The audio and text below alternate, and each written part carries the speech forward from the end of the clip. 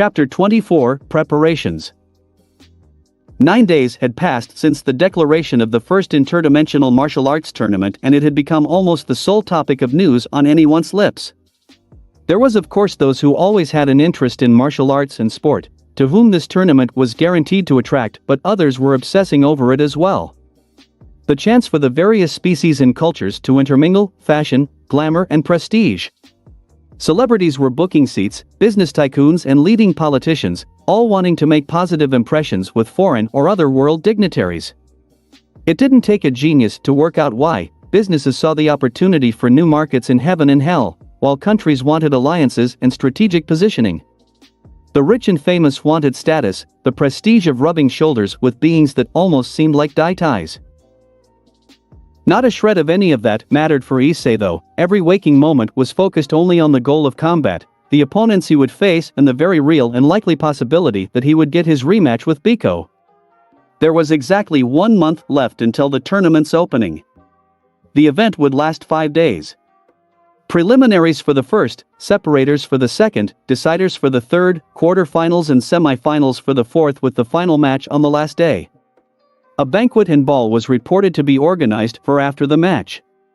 The amount of coverage on that aspect alone was almost equal to those talking about the upcoming matches. Issei was almost tempted to find a way out of the formal event. He really just didn't enjoy them. Mentioning such a comment to Rias had resulted in a tap over the head, with his girlfriend first pointing out that she would enforce his attendance and then teasing him by indicating that he might not even make it to the final round. Issei had simply enhanced the gravity harshly in the training room in response, watching her body break out in a sweat before relaxing it and evading her playful retaliatory strikes. School remained as much a matter of a lack of interest as it could for the young scion, despite the insistence of his girlfriend, family and friends. Issei just held no desire in the pursuit of knowledge outside of combat or tactics. He had only paused to apply more thought to his studies when Marie noted that further education would increase his ability to critically think, which in turn would allow him to strategize more efficiently.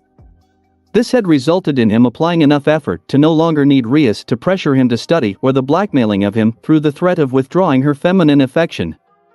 Although that didn't mean that she wasn't able to get him to apply further effort through well-timed flirtatious actions and the allure of time spent without the constriction of clothing. A heavy sweat fell from Issei's body though, as the digital clock mounted into his silver room of the gravity chamber read almost half an hour past 9 at night. It would soon be time for him to wrap up his training and head home. This Saturday had been spent with the whole extended peerage in the chamber training.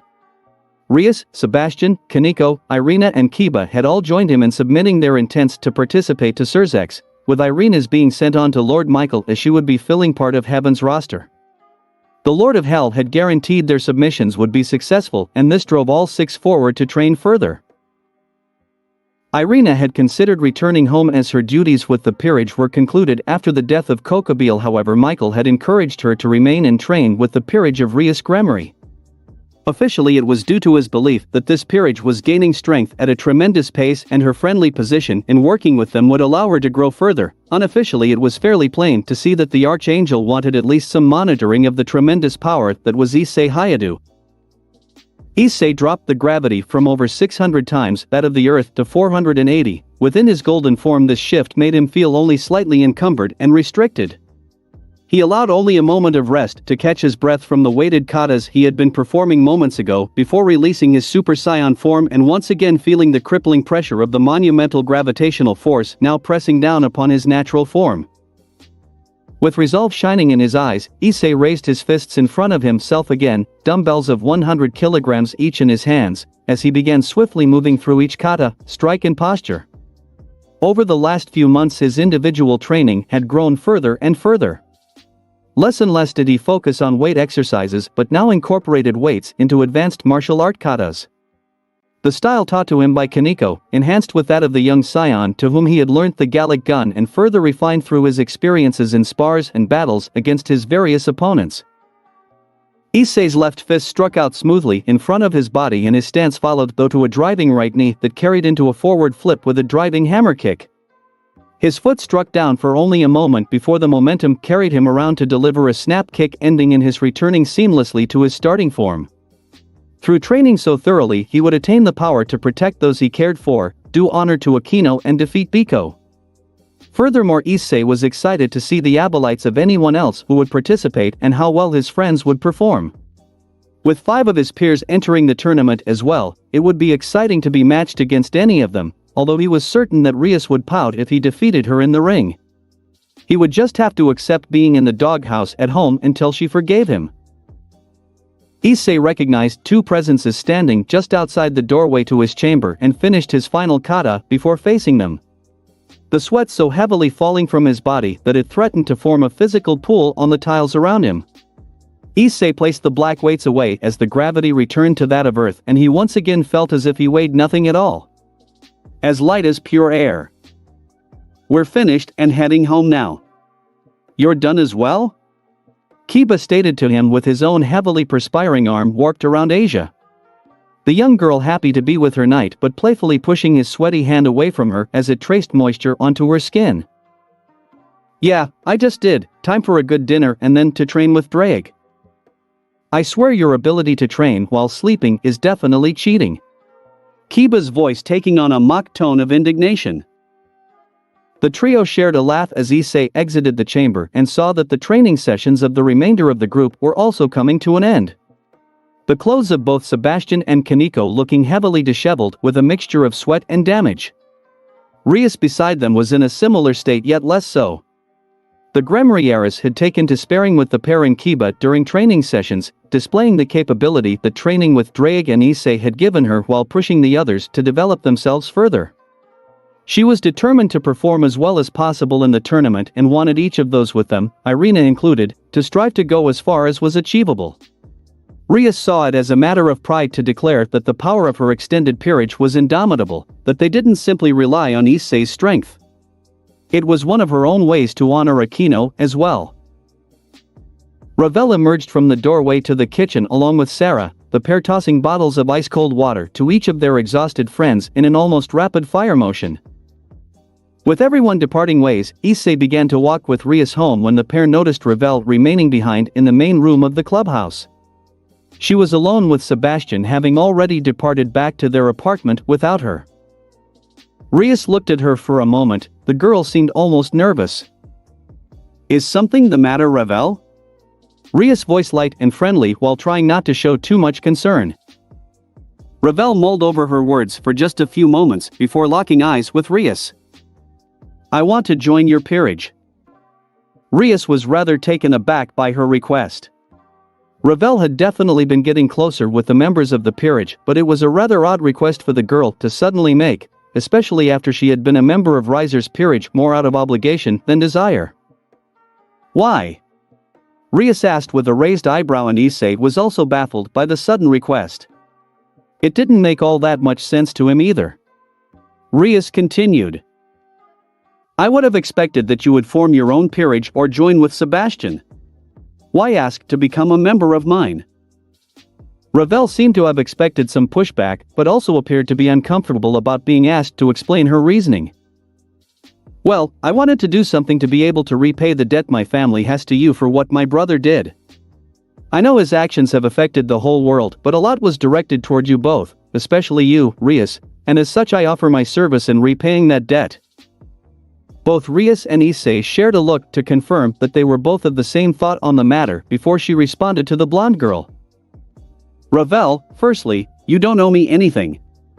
You have worked tirelessly to integrate with this group that is now far beyond just my peerage. Your insight and actions were of great use in France and our planning. You fought against your brother and have at every turn proved yourself to not only be loyal but also a good person. So I reiterate, you owe neither myself nor Issei anything. In confirmation of what Rias had said, Issei simply nodded firmly while maintaining his friendly self-confident demeanor. Furthermore, Rias continued, you are now the heir to the Phoenix family. With your brother disgraced and disowned, I would never take the heir of another household into my peerage. That would be a step well too far past where I am willing to tread. Ravel appeared as if she considered interjecting, but Rias continued to speak. But I enjoy having you around. I know that you have formed a bond with Kaneko and Sarah that is becoming stronger after overcoming the initial issues the three of you shared, and so I would really appreciate you staying with us and being our friend." With that, Rias held out her hand in a show of friendship to the girl who had previously opposed her in the rating game. Ravel smiled back to the older girl as their hands met in a gesture that was swiftly pulled into a hug by the Gremory heiress. Ravel was still not fully acclimated to the Gremory manner of vibrant displays of affection, yet found herself melting into the hug after only a moment. For a brief pause, the hug was held until Rias pulled back. "Now don't you want to get home and spend some more time with Sebastian?" Her grin becoming sly as she spoke. Ravel felt her face flush. We. She stumbled over her words. Her strict and proper upbringing making the articulation of her sentence far more difficult. Rias giggled while Issei smirked at her response. Rias decided to press a little further, enjoying the reaction she was receiving. "No need to be shy, we definitely aren't. Issei and I sleep together every night." At that, Ravel's face took on the complexion of a tomato while the couple burst into laughter. "Ease up, Ravel," Issei responded while placing his arm around Rias, with the three beginning to walk. "You need to relax more, no one is judging you here. I know you have all those noble traditions and whatnot, but just have fun. As long as you don't hurt anyone, then anything you choose to do is good." The saiyan was happy to leave his little pep talk with Ravel at that when Rias slipped a final comment in that caused both Ravel and Issei to lose their train of thought and become flustered. A little pain can be fun though. Rias took in the blush and inquisitive look of her boyfriend before she unfurled her wings and leapt to the sky in swift powerful beats. Issei simply chucked before his white aura burst around himself, and he fired after his girlfriend like a while-tailed comet, with the Phoenix heiress left feeling rather embarrassed at hearing so much about their private activities but happy to have been accepted fully by the pair. Rias and Issei whipped through the air with the saiyan quickly catching up to the Gremory heiress, who pivoted in dove, twisting erratically and trying her absolute best to make it as difficult as possible for her boyfriend to catch her. Deciding that he was done with letting her slip through his grasp, Issei waited for his girlfriend to change her direction once more before increasing his speed immensely and appearing to reappear from thin air directly in her path, not giving her any time to change direction or speed. As the pair crashed together, Issei allowed her momentum to carry them back through the air while his arms wrapped around and held her tightly to his body. Their lips met, with tongues passionately embracing as Rias' wings folded into her back and Issei took full responsibility for keeping them both airborne. All while never letting his eyes leave those of the young woman he loved with all his being. Feeling firmly content in his arms, Rias threw her arms around his neck, pushing the passion of their kiss further and eliciting a moan from Issei that caused a moan in kind from herself. Issei's aura released, with him continuing to maintain flight without the high rush of ki, allowing for excessive momentum. At a far more casual pace, the pair floated back toward the Hayadu residence, entirely enraptured in once again studying every crevice of the other's mouth in the peaceful solitude of the dark night air. Choosing not to enter through the front door and potentially encounter his parents, Issei maneuvered to his bedroom window, allowing Rias to unlock and open it with a short burst of magic before floating into the room and promptly crashing together onto his bed. The pair silently began stripping their clothes while only breaking the connection of their lips for the briefest of moments. With all of their clothing once again deposited around the room, Issei's mouth left Rias as he trailed a string of kisses down her body, licking, nibbling and caressing her with his hands and mouth before positioning himself between her legs and causing her to pull the pillow out from beneath her head to cover her mouth with, lest her moans of ecstasy reach the ears of her boyfriend's parents. Hours later, the powerhouse pair entered the realm of Issei's mind to begin their nightly training with Drake. The thick red plate armor materialized around the Saiyan warrior as the gravity of the mindscape jumped to just over 70 times that of the Earth, with the area localized around Issei focusing up to over 500. The three combatants took their positions and stances when Drake casually queried, "What caused your late arrival for our bout of training tonight?" His tone letting Issei know that he was being teased. "Late dinner," he responded in a terse manner. The great dragon simply let out a taunting chuckle before the red-clad warrior erupted in golden light and the pair shot at each other to begin the first engagement of the session. Issei awoke to find himself alone in his bed. Rias had left the mindscape early by almost half an hour without giving him a reason for her departure. He stretched his arms above his head as he sat up, the bed covers falling to his midriff with his tail becoming exposed and free from the confines of the bed. As he did, he released his key sense, as he did every morning, to check the local area around him.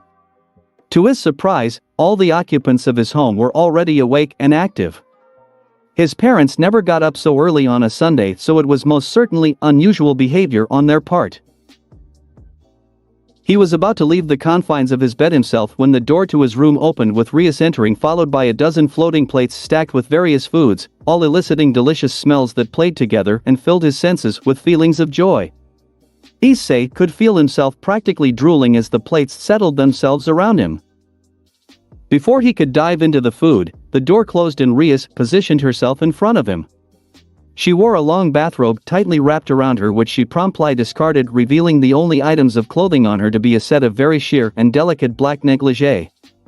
Mounting herself firmly in his lap while Issei struggled to stop drooling over the sight of his gorgeous girlfriend with the banquet of food, she took a fork from the closest plate, cut a section of bacon, poached egg and toast onto it, and then brought it to her boyfriend's lips, feeding him his breakfast.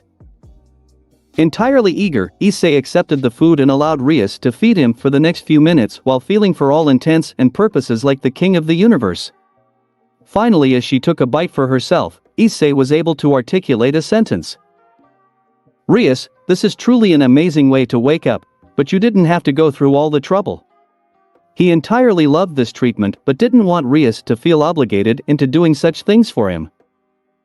Her face split into a sweet grin with a slight rosiness to her cheeks as she replied. "Issei, I love you, so this is as much for me to enjoy as you, but also today is a special day after all." It was? Issei couldn't think of why Rias was making such a fuss out of the day. Did she know that he had been planning on trying to hold the Super Saiyan form through the day and was suggesting that today should be the day he try it? Oh. Well, I am not sure if I can hold the Super Saiyan form constantly yet, but if you think today is the day that I should start, then I will. He pondered while beaming at her over the idea of taking his training up a level and her support and suggestion that he should. Ria's face instantly changed into a flat, incredulous expression. "Seriously, Issei, training, don't you remember what today is?" Concern now spread across his own visage. She wasn't talking about his training. Then what exactly was she talking about? Had he missed an anniversary? Was it something special? It wasn't her birthday. That was almost 6 months away. He continued to ponder for a few minutes with a sinking feeling that he really had forgotten something that his girlfriend considered important, and he was about to pay dearly for that. Finally, he returned his gaze to Rias, prepared to apologize profusely when he noticed that her expression was a soft smirk. "It's your birthday, dummy," she replied to him with half a smile and giggles. Issei felt himself instantly feel like an idiot. Right, his own birthday. How exactly had he forgotten about that? "Happy birthday, my love," she continued. Issei simply leant forward to embrace her in a kiss, which caused the pancake covered in whipped cream and syrup she was holding to drop and run down her stomach. Without missing a beat, Issei dropped his head and trailed his tongue down the line of sweet sticky coverings on Ria's smooth, toned body before snatching the wayward pieces of food into his mouth. With his head especially close to Ria's pelvis, Issei was tempted to continue the passion that the pair had shared the night before when he felt a twitch to his key sense. Immediately he knew that his parents were approaching his room and sat bolt upright. With his sudden shift in demeanor, Rias pulled the discarded bathrobe around her body while dismounting him to sit beside him comfortably. She wasn't ashamed of their actions but in no way planned to flaunt them before her boyfriend's parents. A short knock to the door was followed with Issei inviting his parents in. "Happy birthday, son." "Happy birthday, sweetie," came from his parents, neither aware of the close situation that they had almost walked into. Both parents entered and Issei realized that fortunately neither knew of the situation that they had very nearly encroached upon. He would be lying if he said he wasn't feeling discomfort at having his passionate moment with Rias interrupted, but he wouldn't mention it. "Thanks," he responded with a scratch to the back of his head and a smile toward his parents before consuming the remaining contents of a plate to his right. "Well, we have something for you," Mickey replied while stepping around his father and showing a large box covered in red wrapping paper. She then continued. We weren't sure what to get you. We know your interests have changed a lot since winter.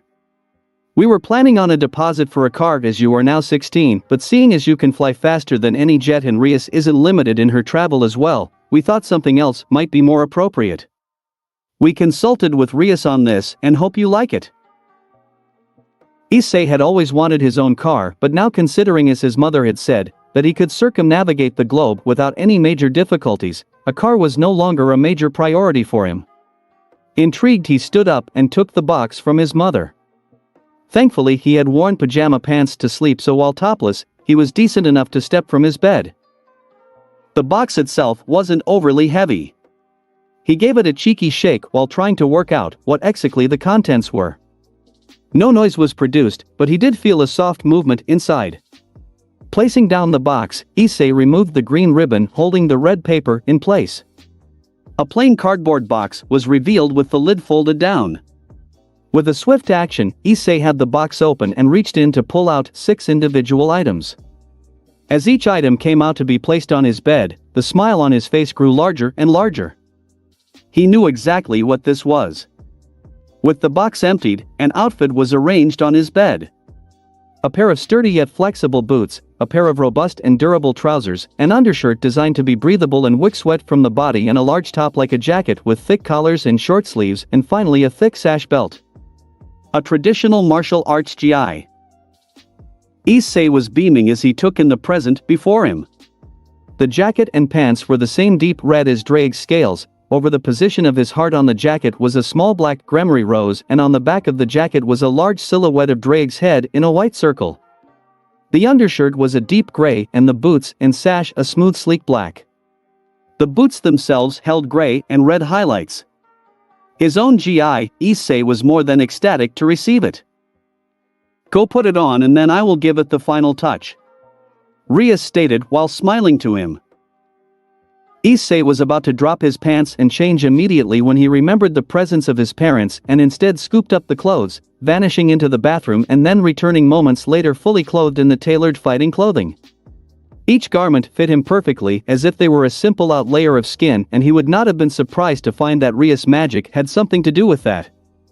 His pants even allowed his tail to flow in the air freely behind him without even the slightest discomfort. As he stood back in his room with his audience admiring the clothes on him, how they fit him perfectly, he repeatedly gave thanks to all three for the gift. Rias wasn't done yet though and raised her left hand.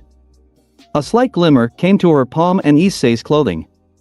Moments later the entire ensemble weighed significantly more, and Issei's ki immediately compensated in supporting the clothing to prevent his sudden increase in mass to cause him to bust through the floorboards. Now they are weighted as all your clothing, but with this gi, you simply have to think and then you will be able to adjust the weight up and down. Really? Brilliant, he declared while immediately testing it out by shifting the weight of the ensemble higher, lower and then back to the enhanced weight it currently sat at. A concerned look crossed Goru's face as he ran his eyes up and down his son in the fighting outfit. Son, just how much does all that weigh now? Issei pondered for a moment. Well, I set it back to what Rias just raised it to, so he looked to his girlfriend for clarification of just what the weight was. A total of 20 metric tons. The Grimoire heiress declared happily. 20,000 kilograms.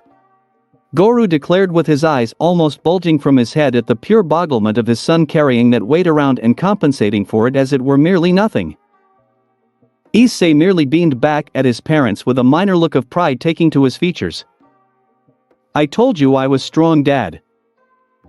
Goru and Mickey simply left with Issei's comment in the air and his father muttering at the absurdity of the strength that his now very non-human son could manipulate. Issei quickly adopted a loose fighting stance and took a few short jabs and threw a series of kicks to check the outfit for any restrictions. Just as he had predicted, the clothing was perfect and he beamed with happiness, knowing that compared to fighting in his modified school uniform, this would be a lot more efficient. Having let Issei test out and enjoy the gi, Rias patted the bed beside herself, indicating for him to take a seat. He did, and she spun him to face her. With the gifts done, we have the rest of your birthday ahead, she declared happily, so strip from your gi and put on some nice clothes. I have the day planned. Issei went to protest that he would be more than happy to spend the day training, but Rias preempted him by shoving one of the few surviving food items from breakfast, a deep-fried chicken leg, into his mouth. He gave her an amused look before happily devouring the food, producing a cleaned bone in a mere moment.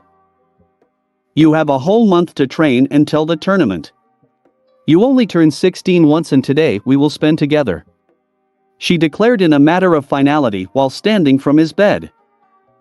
Besides, she continued while dropping the bathrobe away to once again be dressed in only negligee, don't you want to see what I have planned? Issei felt the heat rising to his face and couldn't tear his eyes from the alluring and flawless woman before him as he nodded dumbly. With a giggle at the effect she always had over him, Rias covered herself once more, collected some clothes and disappeared from the room to the bathroom so as to fully prepare herself for the day. Issei immediately finished off all remaining traces of food before admiring the GI once again in the mirror as it sat on his form. He really didn't want to remove the clothing. It felt as if this was the only thing he should ever wear again.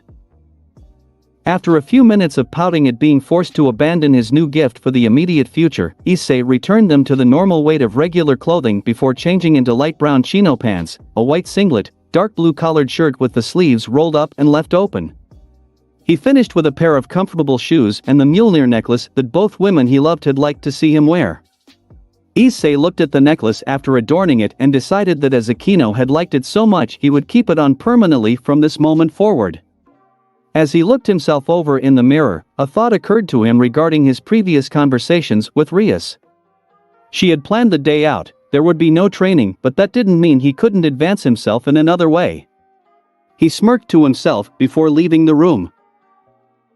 Issei chatted casually with his parents in the living room while waiting for Rias to finish her own preparations. She joined him 15 minutes later and the sight of her stole all of Issei's attention from his conversation, a white and red polka dot summer dress with a yellow high-cut jacket, her hair pulled up into a simple ponytail with a green bow holding it in place and light makeup. She wore a few pieces of rose gold jewelry that accentuated her outfit in subtle ways. Issei simply smiled to her as she entered. "Oh, don't you look simply gorgeous?" his mother cooed to the resident devil. Rias thanked her while Issei stood up and moved to her side. "I have one thing I want to do before we go off today," he declared with his cheeky grin. "Oh?" Rias pondered. Issei simply walked down the hallway and exited to the front of the house. Intrigued, the remaining members of the residence followed him, pausing in the front doorway as he stopped on the sidewalk outside of the property. He turned to face them and before any could question what he was up to, he took a deep breath and centered his energy into a calm pool at the core of his being before channeling it through himself. Rias felt the sudden waves of energy emanating and spiking from her boyfriend, and while his parents couldn't feel the raw heat coming from their son, they could definitely feel the wind that exploded out from him as his golden aura erupted around him. His hair and eyes instantly changed to golden and sky blue respectively, with the locks of hair and his tail raising to defy gravity during the initial transformation before relaxing back down as the aura faded. Releasing his breath out, Issei simply smiled to his family and girlfriend as he stood before them comfortably in his Super Saiyan form.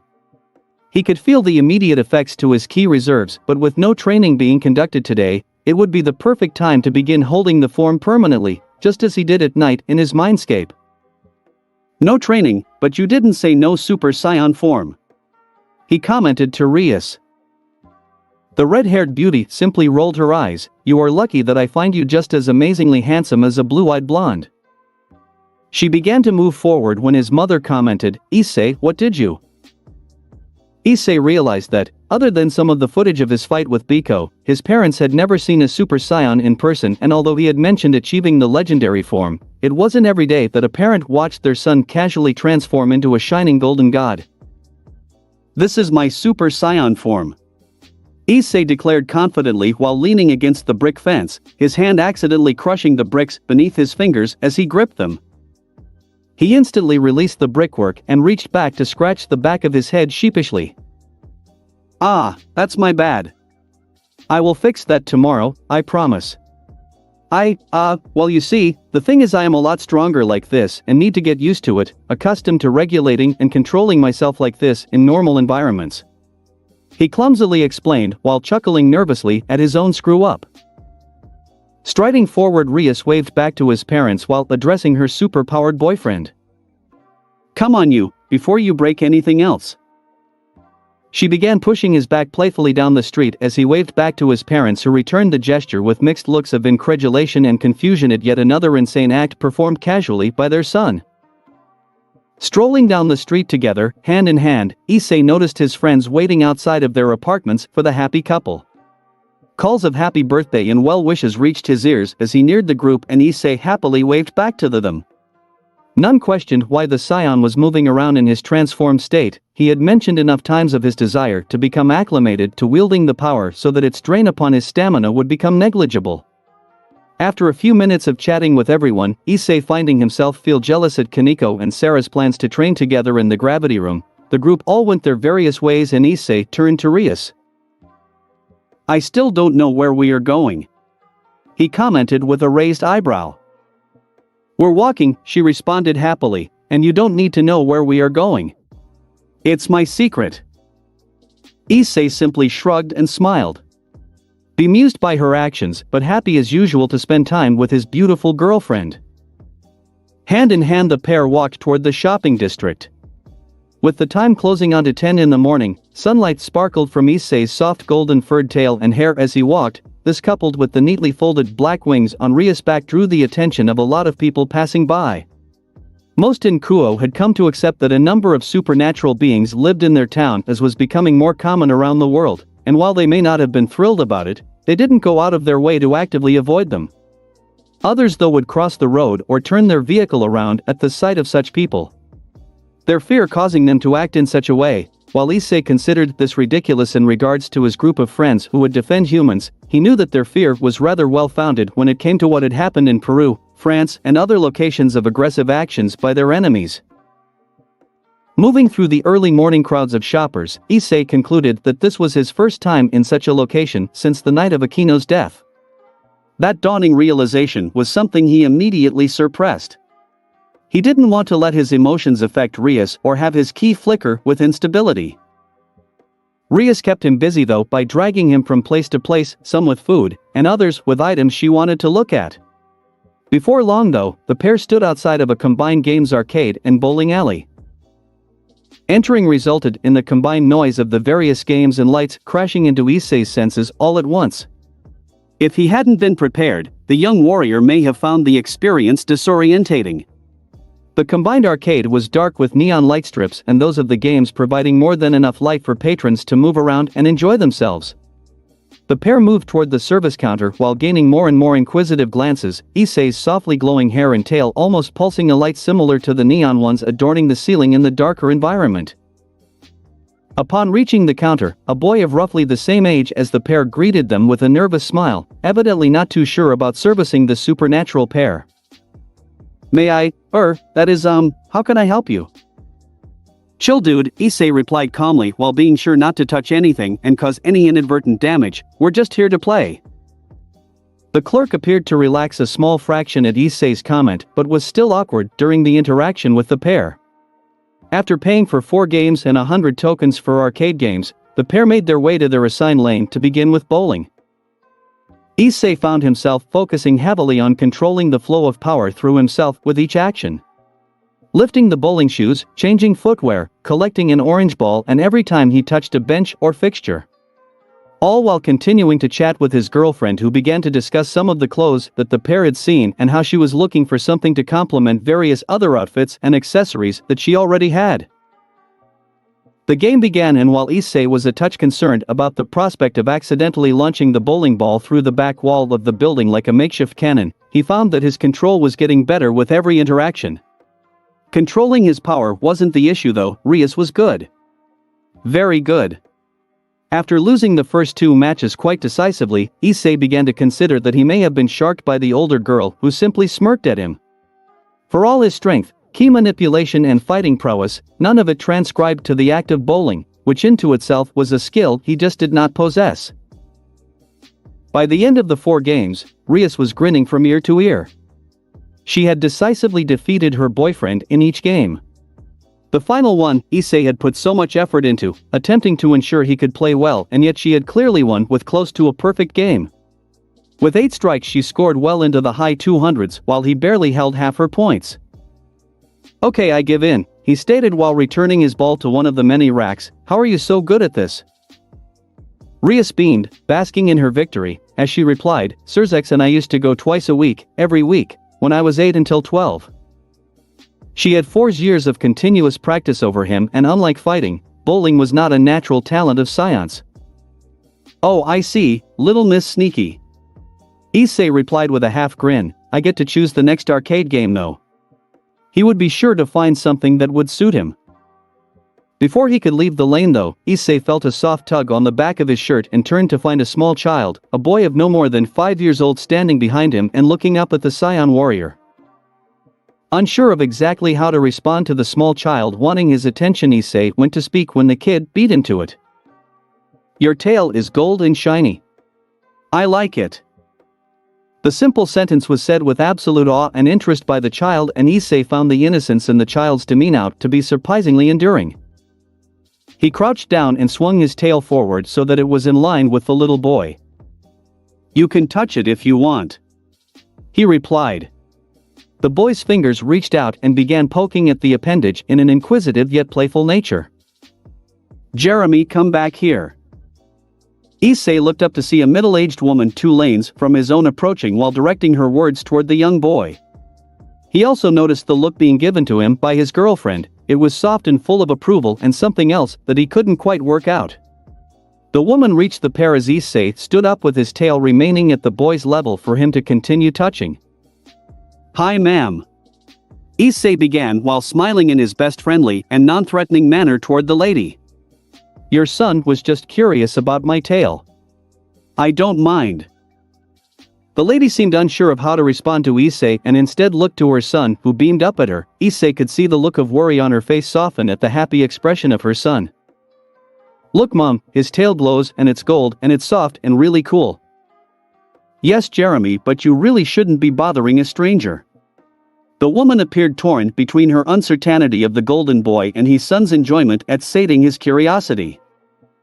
Ignoring his mother's remark, the boy looked back at Issei. "Is it true that you can fly?" Issei chuckled while scratching the back of his head. "Sure, both myself and my girlfriend can fly," he replied while indicating to Rias, who moved beside him, before pointing to her wings. "She flies with her wings while I don't need them." To emphasize his point, Issei floated upward into the air roughly half a meter. A total look of awe and interest spreading across the boy's face as he burst out, "So cool." Now higher than before, Issei noticed that quite a few children and adults were beginning to look toward them. He knew they had been receiving glances and stares throughout their time in the arcade, but now people were moving over to watch the floating golden boy and his winged girlfriend. Issei touched back down and spoke to the little boy. "Would you like to try?" he asked the boy before directing his next words to his mother. "If you don't mind ma'am.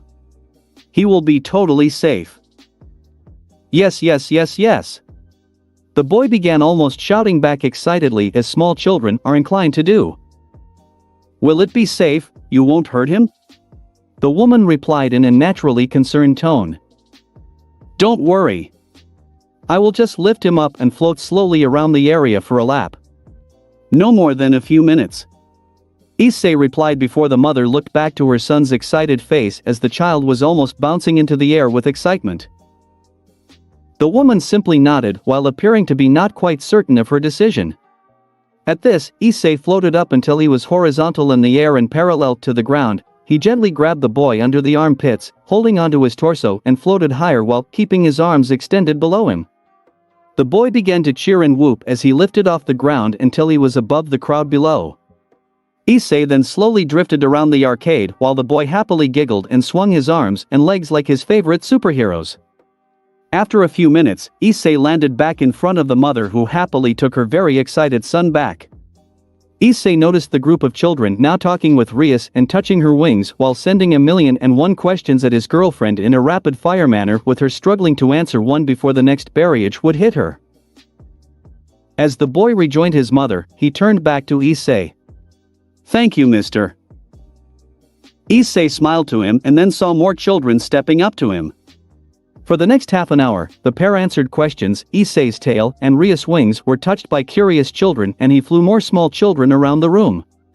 Parents became more relaxed with the pair as each interaction proved them to be friendly and happy to interact with their children in such a nice manner.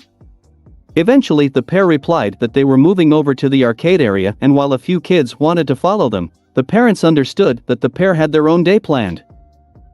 Moving into the arcade area, Issei searched around and found the game that he was looking for. A basketball shooting game. The premise was simple. For 1 token, a player received 2 minutes to shoot as many basketballs as they could at the hoop approximately 6 meters away. There was a dozen balls and you could take as many shots as you could achieve in the time, with the computer awarding 1 point for each successful shot. Issei grinned competitively to his girlfriend.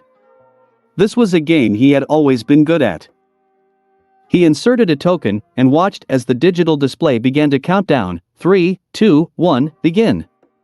In a blur of motion, Issei began tossing the balls effortlessly toward the hoop without even looking. Each ball passed through in an almost steady stream, and the only factor slowing him down was waiting for each ball to return before he could shoot it again. By the time the 2 minutes ended, Issei's score read close to 300. He turned to Rias and held his cocky smirk while stepping aside so she could take her turn. "Show off," she replied before her eyes twinkled, "but I am going to wipe the floor with that score." The moment the game started, 6 of the balls levitated into the air, a slight manipulation of energy around them as they flew perfectly through the hoop, and continued to flow around, creating a perfect never-ending ring, causing the score to tick up exceedingly fast. "Hey, telekinetic magic is cheating," Issei declared with a pout, as in less than a minute Ria's score had already reached 400. "No, it's not. I understand the rules entirely. There is absolutely no rule against any magic," Rias replied happily. Issei simply grumbled, forced to accept that she was indeed right, that she wasn't breaking any rules, when a thought came to his mind. He immediately pressed his body into hers from behind and began running his hands up and down her side while pressing his lips into behind her right ear and kissing down the back of her neck.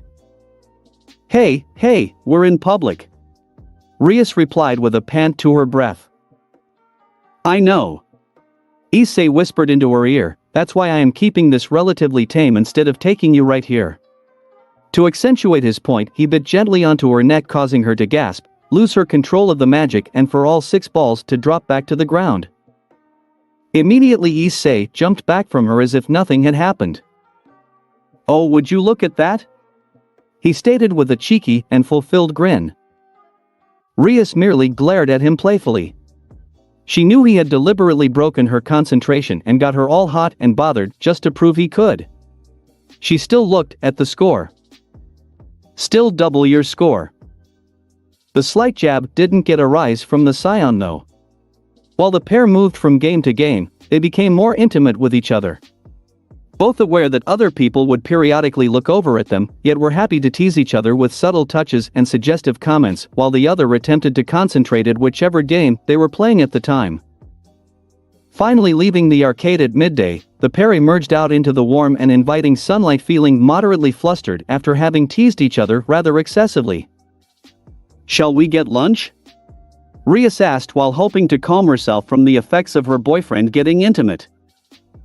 "Yeah, I'm hungry," Issei replied. He had no intention of letting her get away though, but not for food yet.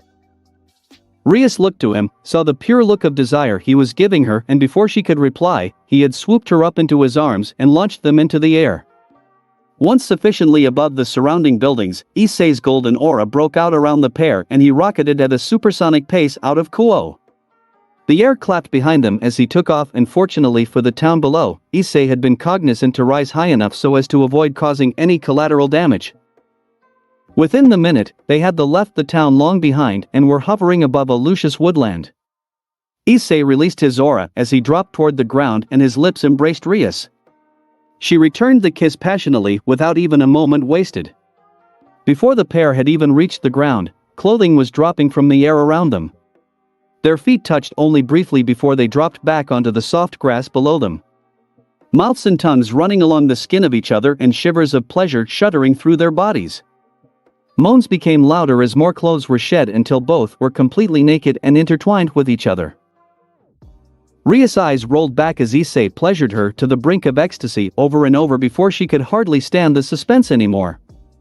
She grabbed his hips and pulled him harshly against her, her eyes staring lovingly into his and demanding that he take her fully.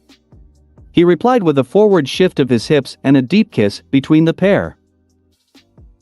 Hours later, the pair lay still naked together in the grass with Ria spread atop Issei, her head on his chest, tucked in just below his chin and her hand drawing endless patterns over his pectoral and abdominal muscles.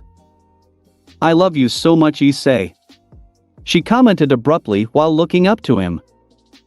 Issei chuckled while bringing his eyes to hers. "I love you too. I always have and always will." The pair remained lovingly entwined, talking about nothing of any significance but enjoying the company of each other completely before the loud rumble of Issei's stomach informed them that waiting for 4.5 hours past lunch was akin to high treason. The pair gathered up their clothes and Issei rose them, still naked, into the air briefly before flying over to a river that he had spotted on the flight in. After a quick bath to refresh themselves, they dried and dressed before taking to the air once more and flying hand in hand back to Kuo. A local Korean barbecue restaurant had been a favorite of Issei's before he had lost his humanity. Now, the all-you-can-eat buffet it offered was both a godsend and a curse for the store. Upon entering, the pair were seated and Rias insisted on paying 10 times the normal bill.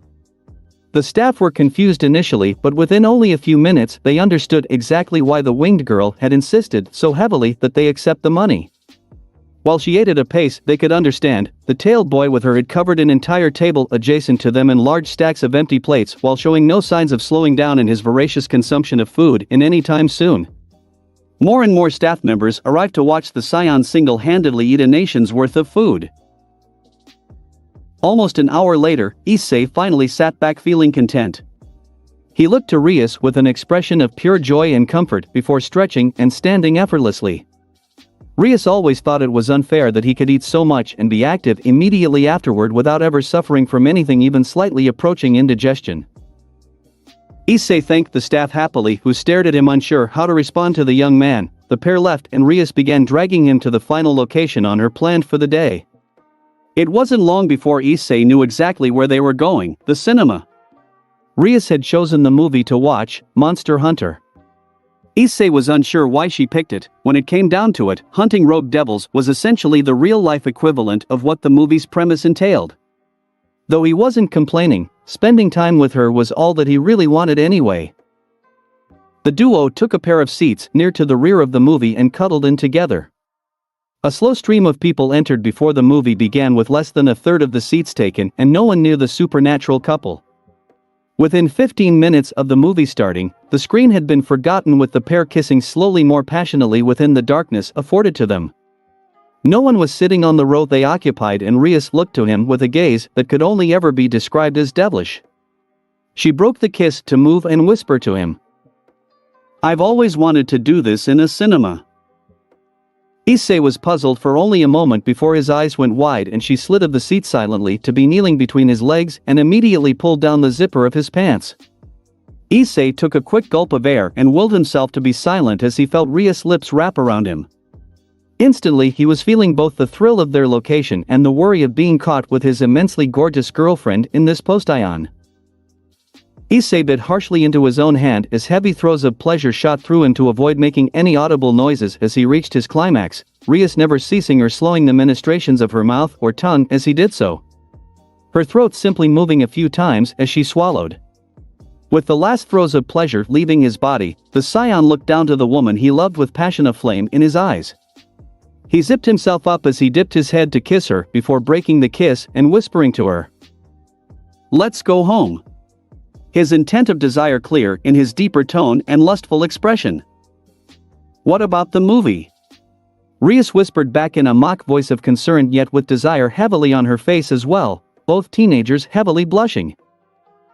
"I don't give a damn about the movie," Issei replied while lifting her to her feet. It was less than 10 minutes later that the pair found themselves once again entering Issei's bedroom in the dark of the night through his window. Little time was wasted once again, stripping their clothes off eagerly. Soft moans and groans were all that came from the pair over the next many hours as they attempted to remain as silent as possible while still giving themselves entirely to the other and producing as much pleasure as they could with their lips, tongues, fingers and whole bodies. It was well past midnight by the time the pair ceased their amorous activities and drifted off to a truly content and loving sleep. Occult Research Club, Kuo Academy. 2 weeks had passed since Issei's birthday and the training remained just as intense. Each member was striving to reach a higher level. The 6 who planned to compete were aiming to have the ability to take the title of champion while the rest simply wished to support their friends and loved ones.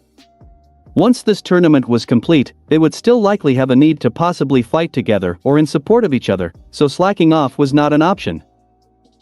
The mid-morning sun of this Sunday found Issei still in his golden form, adorned in his new gi, which had almost become second skin as it was almost never off his body unless it required washing. He stood in the center of the dirt patch outside the clubhouse with the 5 other future entrants currently circling him.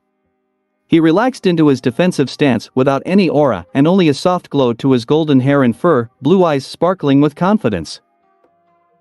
Irina and Kaneko were the first 2 to act. From opposite sides, the pair dashed in toward Issei. Kaneko shot herself forward with an aerial kick. Issei struck it aside with his left forearm as he twisted and bent back to avoid the swift cut from Durandal in the hands of Irina. The blade sailed past the saiyan who twisted and lashed out at the Templar warrior with his left foot in a smooth roundhouse kick. Since losing Zenobia, Irina had refused to wield any other weapon than that of her former partner's sword. Irina jumped back, catching only a graze from Issei's foot, that despite how much he held back in his strikes, still hammered like being struck by a train. She felt herself flinch, yet Issei was unable to capitalize on her reaction as the remaining 3 combatants assaulted in toward him. Irina's guard was instantly covered by Kiba, who slashed out toward Issei while Sebastian attacked from above. Still in the motion of leaning back, Issei was forced to continue the momentum going up into a handstand and used his legs to strike out at the 2 blades that threatened him now. Thrusting hard with his hands into the ground, Issei propelled himself up into the air, whereupon righting himself upright, his right forearm was met with a strong punch from Rias as she shot toward him. The clash of blows was followed up by a foray of strikes and blocks from the pair while Issei guarded against any assault from the other combatants and Rias attempted to force him back down toward the ground. Sweat broke out across the bodies of all the combatants as they struck, parried, dodged, and weaved their way through the engagement. Cheers and cries of advice came from those watching along the sidelines. Bodies twisted and maneuvered as they repeatedly struck at each other over and over, and yet despite their numerical advantage, the single scion warrior held dominance throughout the entire match.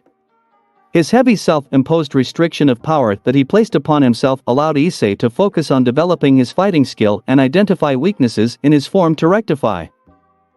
His fist collided with the flat side of Sebastian's blade, the force knocking the French devil back. Twisting around, he delivered a combination of lightning-fast jabs and a knee to Kiba that propelled the Gremory Knight from the sparring area.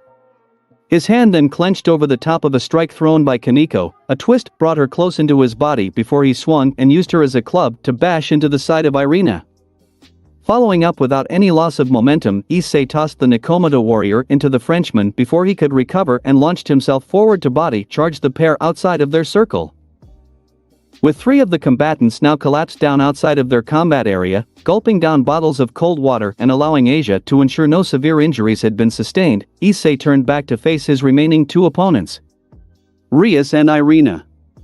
Dashing forward, both lovers clashed in a series of strikes and blows. Fists, elbows, knees, feet. Each body part utilized against the other. Irina waited until the moment her eye caught with Rias and the heiress disengaged for a moment. The Templar drove forward with a volley of precise slashes. The Scion warrior pivoted effortlessly into her strikes and used his ki-covered hands to knock the swings of the blade away with each attack she threw. Rias swept her foot low to cause her boyfriend to lose his footing. At the same time, Irina struck with an overhead strike of her weapon. Issei cartwheeled himself backward before changing momentum and flipping once again forward onto his feet after the blade. The weapon impaled onto the ground and the scion landed nimbly onto it like a tightrope walker. His weight pushed the blade into the ground and he capitalized by launching himself forward, his knee driving into the human girl's head and propelling her backward, outside of the ring of the combatants. Across the ring from each other, the pair remaining faced off. Rias held an orb of destruction in each hand while Issei's left hand faced toward her in a ready post-ion to unleash a barrage of ki. As Rias propelled her orbs, Issei acted.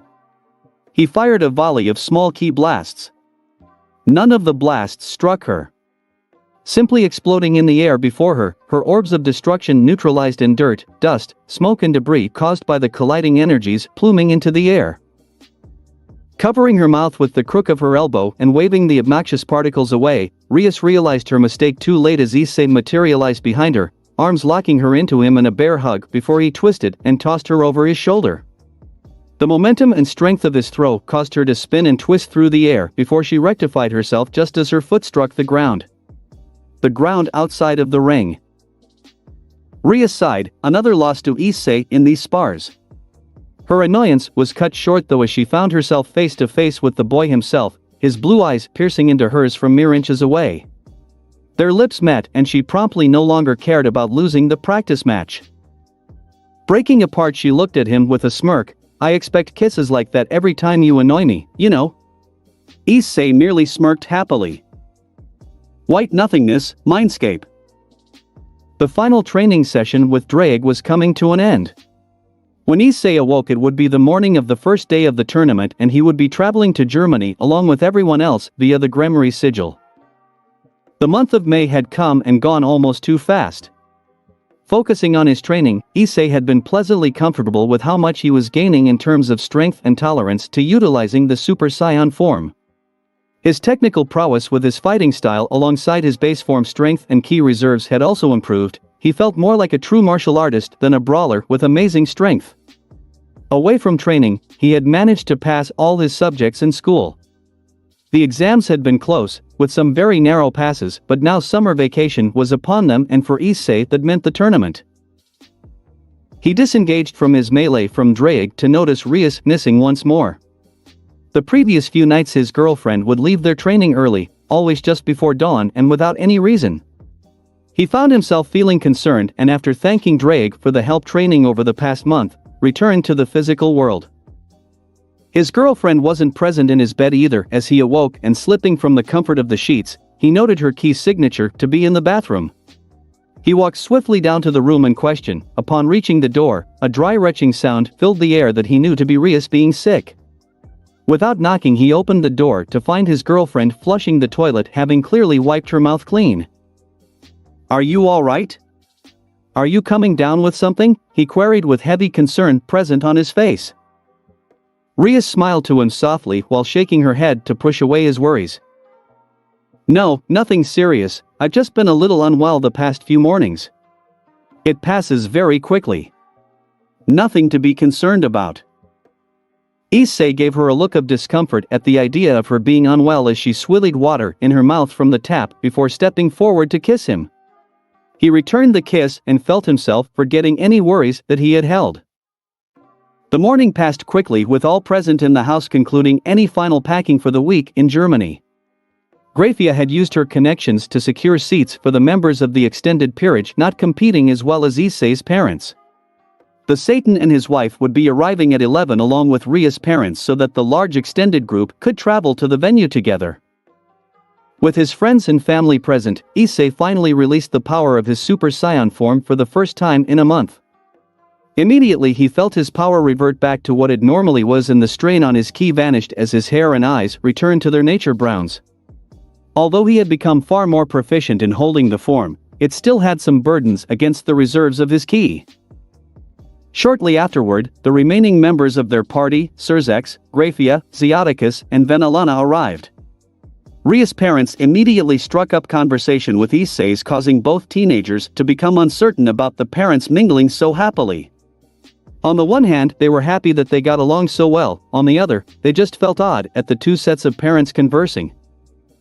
Lunch was a calm affair with large spreads of food being provided by the Gremory household and light conversation flowing easily. It wasn't long after the last plates had vanished back to health that the clock struck 2 in the afternoon and it was time for the group to travel to Germany. Munich was 8 hours behind them, and even though 6 in the morning was rather early, with guests and participants arriving from all around the world, each group had been allocated an exact time to arrive and check in. A large Gramarye rose sigil covered most of the Hayadu residents' living room floor. Each person moved in with their luggage, suitcases, and bags. Issei's parents looked uncertain about what was going to occur. "Don't worry," their son began, looking to them calmly. "It can be a little disorientating, but it's over with in the blink of an eye." His mother replied with a smile of thanks, and Issei felt Rias slip her hand into his, their fingers intertwining as the familiar flash of crimson light took everyone halfway around the world instantly. Chapter 25, Qualifying. Tournament Complex, Munich, Germany. Organized, controlled chaos. That was how Issei would describe the atmosphere he had appeared within.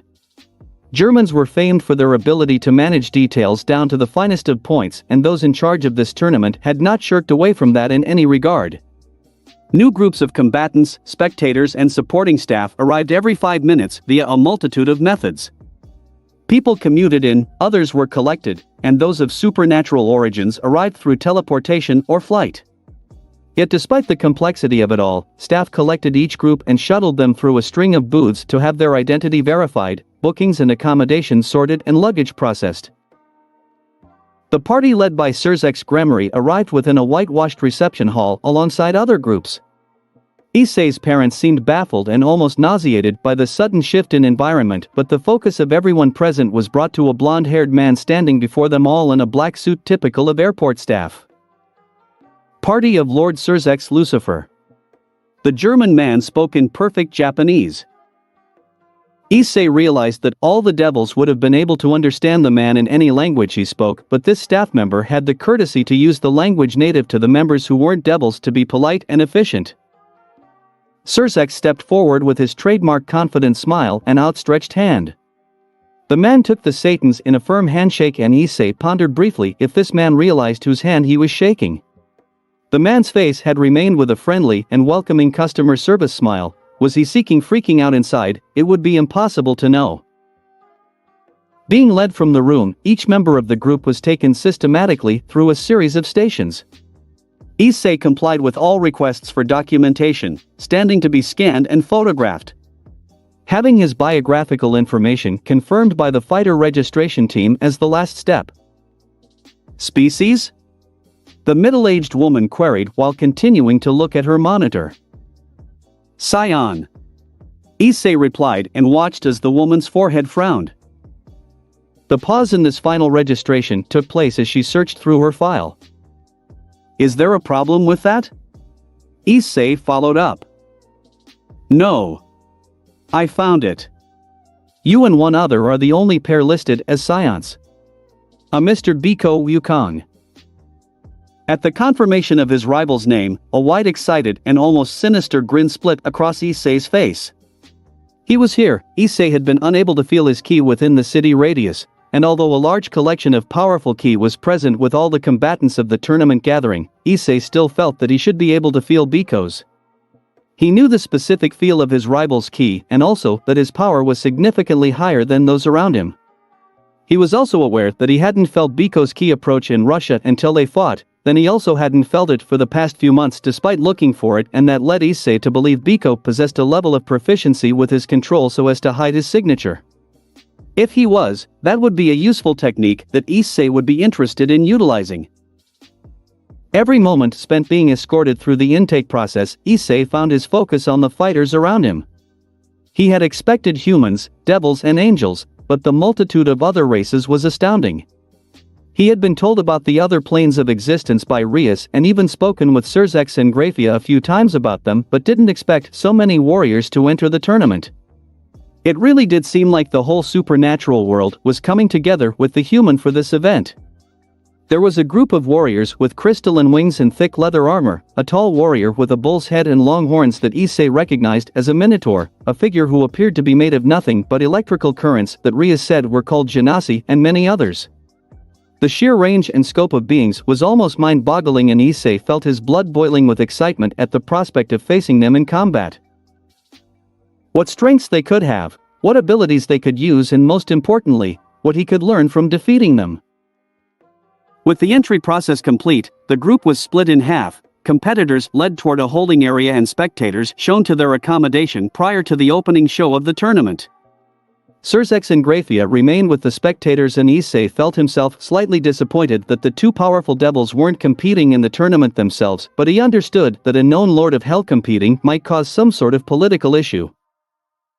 The combatant waiting area consisted of a series of large halls with televisions, drink machines, and comfortable seating, as well as adjacent dorm rooms and a shower facility. At a quick glance, Issei knew that close to the full 640 fighters were present, with only a few remaining to enter. He looked around at those who would soon be his competition. A twinge of hatred flared in his being as his gaze crossed over a trio of angels with black wings. He had never met these particular fallen angels before, but experience from all his previous encounters with their kind said he wasn't going to like them. The six friends moved down the short steps at the doorway and into the room. Issei found himself drawn directly to the bain-marie with food available and began to help himself to a stack of sandwiches while still looking around at all the different fighters when a voice he vaguely recognized spoke out from behind. "Well, if it isn't the Gremory and her pet." Issei turned with Rias beside him to see Valley a few meters from him. The boy wore a mocking expression as he sat at a table with a group that Issei didn't recognize. Before he could respond, Rias replied, "Oh, it's the weak dragon's host. What's your name again?" Rias held a tone of utter dismissiveness as she spoke. Issei enjoyed the flash of frustration and annoyance on Vala's face as he began devouring the sandwiches he had claimed already. "It's Valley." The boy spat back while seeming to build with anger and also conscious that the scion before him had easily defeated him in their last encounter.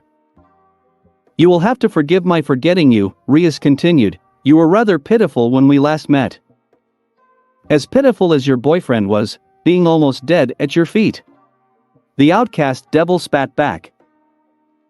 Rias felt a stab of anger at his remark, but before she could act, Issei placed his hand on her shoulder and stepped past her with a carefree expression, the last of the food swallowed into the vortex of his stomach. The group with Valley eyed the scion suspiciously, preparing themselves in case he was to act aggressively. "Speaking of him, where is he?" Issei asked in a manner that seemed almost too friendly for the tension that was in the air. Vala stared at him for a moment without response. He had expected Issei to be aggressive or argumentative. Instead, he appeared excited and almost giddy. Vala twisted and pointed to a far wall adjacent to his position. Issei followed the direction and his eyes fell upon a figure sat cross-legged on the ground with a thick long gray hoodie pulled over his head. Without a further comment to the group, Issei strode toward the figure who, in response, as if feeling the eyes on him, rose to a standing position, his tail releasing from his waist and hood falling back to reveal his face. Biko met Issei's gaze and approached him to meet close to central within the hall. Fighters nearby watched as the two whose initial fight had exposed the supernatural world came face to face once more. As Rias watched, Kaneko and Kiba moved to her side. "That's Biko?" her knight half questioned while knowing the answer. Rias had no need to verbally respond and simply nodded. She felt both trepidation and caution at the meeting of the two scions. In all, she just wanted the pair to not come to blows at this moment. Both warriors' tails swung through the air as they maintained a firm lock with their eyes held on the other and no words uttered. After a long moment, both turned, Biko returning to his previous position against the adjacent wall and Issei returning to his friends. As Issei returned, Rias noted the broad, almost childlike smile across his face. Neither scion had said a word and their stare-down had lasted only a few seconds. What could he possibly be so happy about? Her expression relayed her thoughts to her boyfriend without words. "He is even stronger than last time." Issei's words containing no traces of fear but filled with unbridled excitement. Rias felt like internally groaning. Of course he would be excited by the prospect of the fighter who almost killed him so thoroughly being even stronger for their second meeting. All the Gremory group knew that Issei would be like this, but they also knew that now that he was also a super scion, the gap between Biko and himself had sharply declined as well. As the clock struck 10 in the morning, the last of the combatants had arrived in the assembly hall and an entourage of tournament officials arrived to speak to the large audience. A middle-aged woman in a fine business suit, dark hair pulled back into a tight bun and a no-nonsense expression, spoke into a microphone. She spoke in English, and while Issei understood English to a degree, Ria still translated to smooth out any translation difficulties he may encounter. Good morning everyone and welcome to Munich. Now that you have all arrived, I would like to formally introduce myself. I am Lena Schwartz and I have the honor of being the senior coordinator of this groundbreaking tournament. My team and I have had the privilege of organizing every detail of the event to which you will be competing in. Shortly staff members will shuttle all of you to your accommodation for tonight and will collect you all at 6 this evening after dinner to move to the opening ceremony. She paused for a moment before continuing in a brisk professional manner.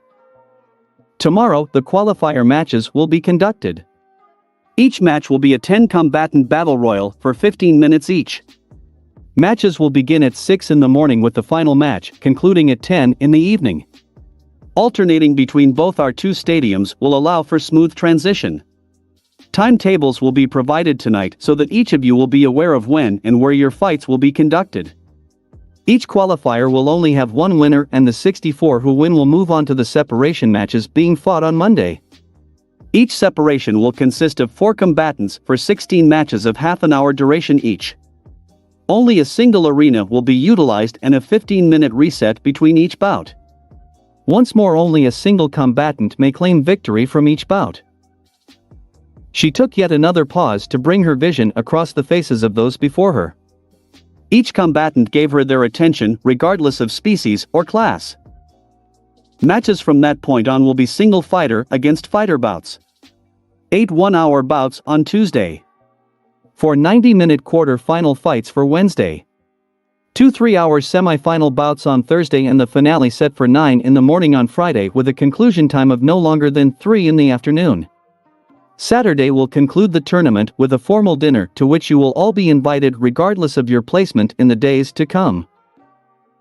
With her brief explanation of the broad plan covered, a small army of service personnel moved up beside the chief coordinator.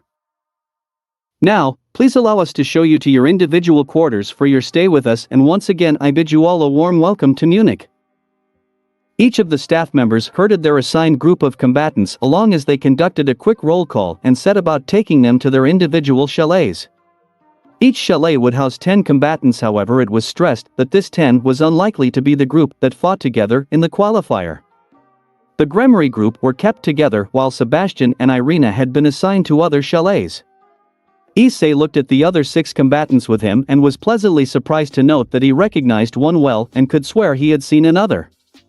Genturu Saji and a shorter girl with dark almost midnight black hair and twin tails with pink ribbons wearing an overly frilly pink dress. He couldn't place a name for the strangely dressed girl, but by Rias, Kaneko and Kiba's reaction, they all knew her. Despite the presence of the remainder of the small group waiting for their guide to begin escorting them, the 3 Gremory devils bowed to the small girl, earning a quizzical expression from Issei.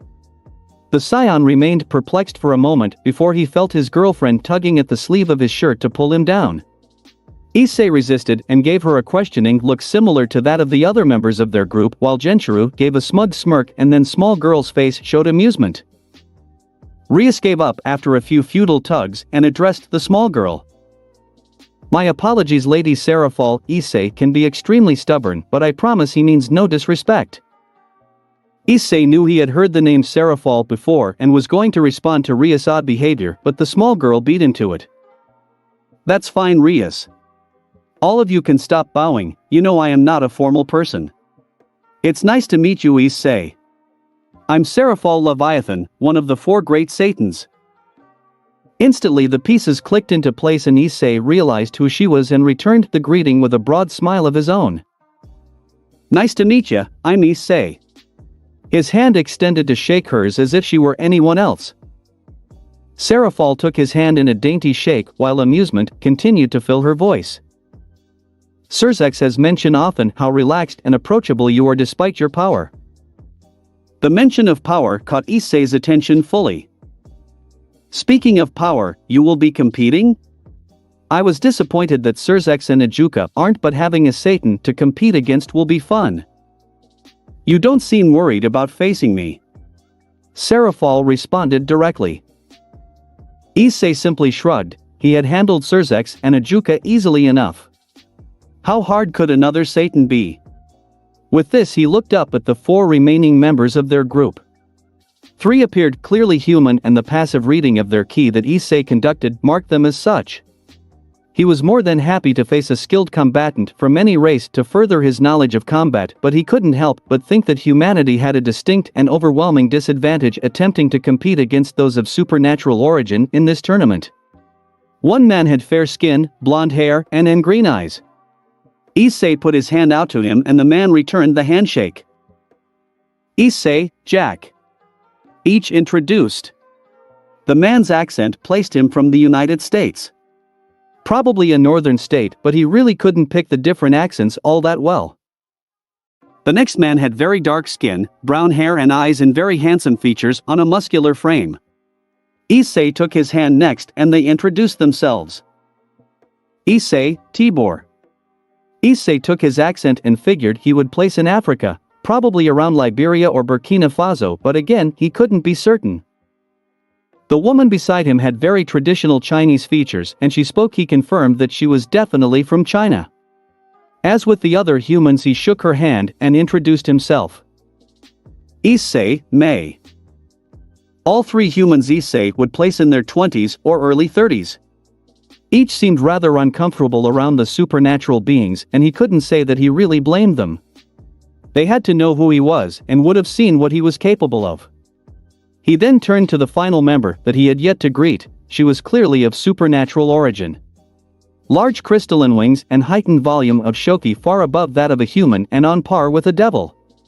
Like all the other supernatural beings Issei had met, her age was indeterminable, but her features spoke strongly of Scandinavian heritage with very fair skin, white blonde hair and pale blue eyes. Issei extended his hand. The woman merely looked at it before turning away. She made no effort to introduce herself or interact with any other members of the group. An awkwardness filled the air as the rest of the group introduced themselves, with the silver-winged girl continuing to ignore everyone. Issei looked to Rias for clarification. His girlfriend considered being discreet but figured that if she was going to be rude then she didn't deserve such a measure. She's a Valkyrie. They come from Asgard and are representatives of the Norse pantheon. At the mention of potential gods, Issei's eyes lit up, which Rias quickly stopped. No, I don't think any of the Norse gods will be here or competing. They are highly reclusive.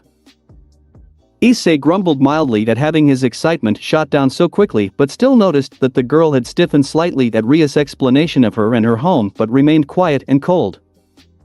Before long the 10 were shown to chalet number 55 and began exploring inside. The chalet was spacious with 10 simple bedrooms, their belongings already located inside each: a kitchen, dining area, large bathroom, living area and laundry. It was a comfortable and inviting housing arrangement that he was happy to be involved in. He briefly pondered how much setting all this up must have cost the German government, but the investment that they were making was sure to be well worth it by setting themselves up as the human nation of choice for supernatural activity and commerce. Shortly before dusk, a notification flashed on both Issei and Rias' phones along with the remainder of the occupants in the chalet. Swiping the notification open, Issei found that it was the roster for the next day's fights posted for each to see. He immediately scrolled through for his name. 39, starting at 3:30 in Arena 1. Instructions dictated that all competitors were to be in the waiting area 45 minutes prior to their bouts, but were free to watch other bouts outside of that. Looking over at Ria's phone beside him, he saw that her match was bout 24 in Arena 2 at 11:45. He would be able to watch her match. Examining both rosters, each found that they didn't know any of the other 9 fighters in either of their fights. Issei then checked for each of his friends' names to find them. Kaneko was the first of them to be up at 7 in the morning and bout 5 at Arena 1. Irina had bout 7 in the same arena half an hour later. Kiba was bout 16 in Arena 2 at 9:45. Lastly, Sebastian would have to wait all day for his turn, being in Arena 2 at 8:15 at night in bout 58. Begrudgingly, Issei changed into a well-fitting dark suit that Grafia had purchased for him, while Rias and the rest of the peerage got dressed for the opening ceremony. This would be the official start of the tournament and was set to last 2 hours. At 7 that evening, all the combatants of the tournament found themselves seated in a very large auditorium along with all the formal guests and presiding staff members. Close to 50,000 people in a giant auditorium for the opening ceremony. The pressure of various elements of ki and so many people together mixed around in the air and tickled Issei's senses as he watched the 3 announcers for the event move out to an elaborate stage in the center of the stadium.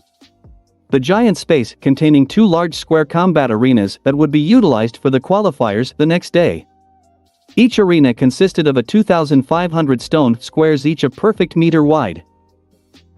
This resulted in both fighting spaces being 50 square meters, and the stage for the night's event filled the space between them. Large holographic screens floated in the air, allowing the entire crowd to have perfect view of both arenas and the stage. The announcers introduced themselves to the crowd and identified themselves as a human, devil and angel. After introductions and welcoming all the guests, a procession of formal delegates began entering the stadium, with the announcers formally introducing them to the crowd. Issei didn't have much interest in this formality, but still clapped politely and took note of interesting groups such as the British royal family and the King of Thailand, who arrived in a military-style uniform comprised almost entirely of gold and a very expensive-looking white fabric. For others, however, seeing these people was obviously a great point of interest as the crowd became enamored by the arrivals. The announcement of Lord Michael, Archangel of Heaven, and Lord Serzex, Satan of Hell, caused loud ripples of speculation through the crowd. Participation in Christian religious institutes had increased over the last few months, with various churches using the clear proof of angels and devils to enhance their membership. This, however, had the unfortunate issue of causing a lot of humans to misinterpret devils with demons, and that had caused some issues that Grafia had spent quite a long amount of effort trying to fix. After close to 40 minutes, the procession of dignitaries and world leaders finally ended, and the announcers once again bid everyone welcome as wording appeared on the holographic screens rotating through languages. The rules for the event. Allow us to briefly go through the rules of this first interdimensional tournaments.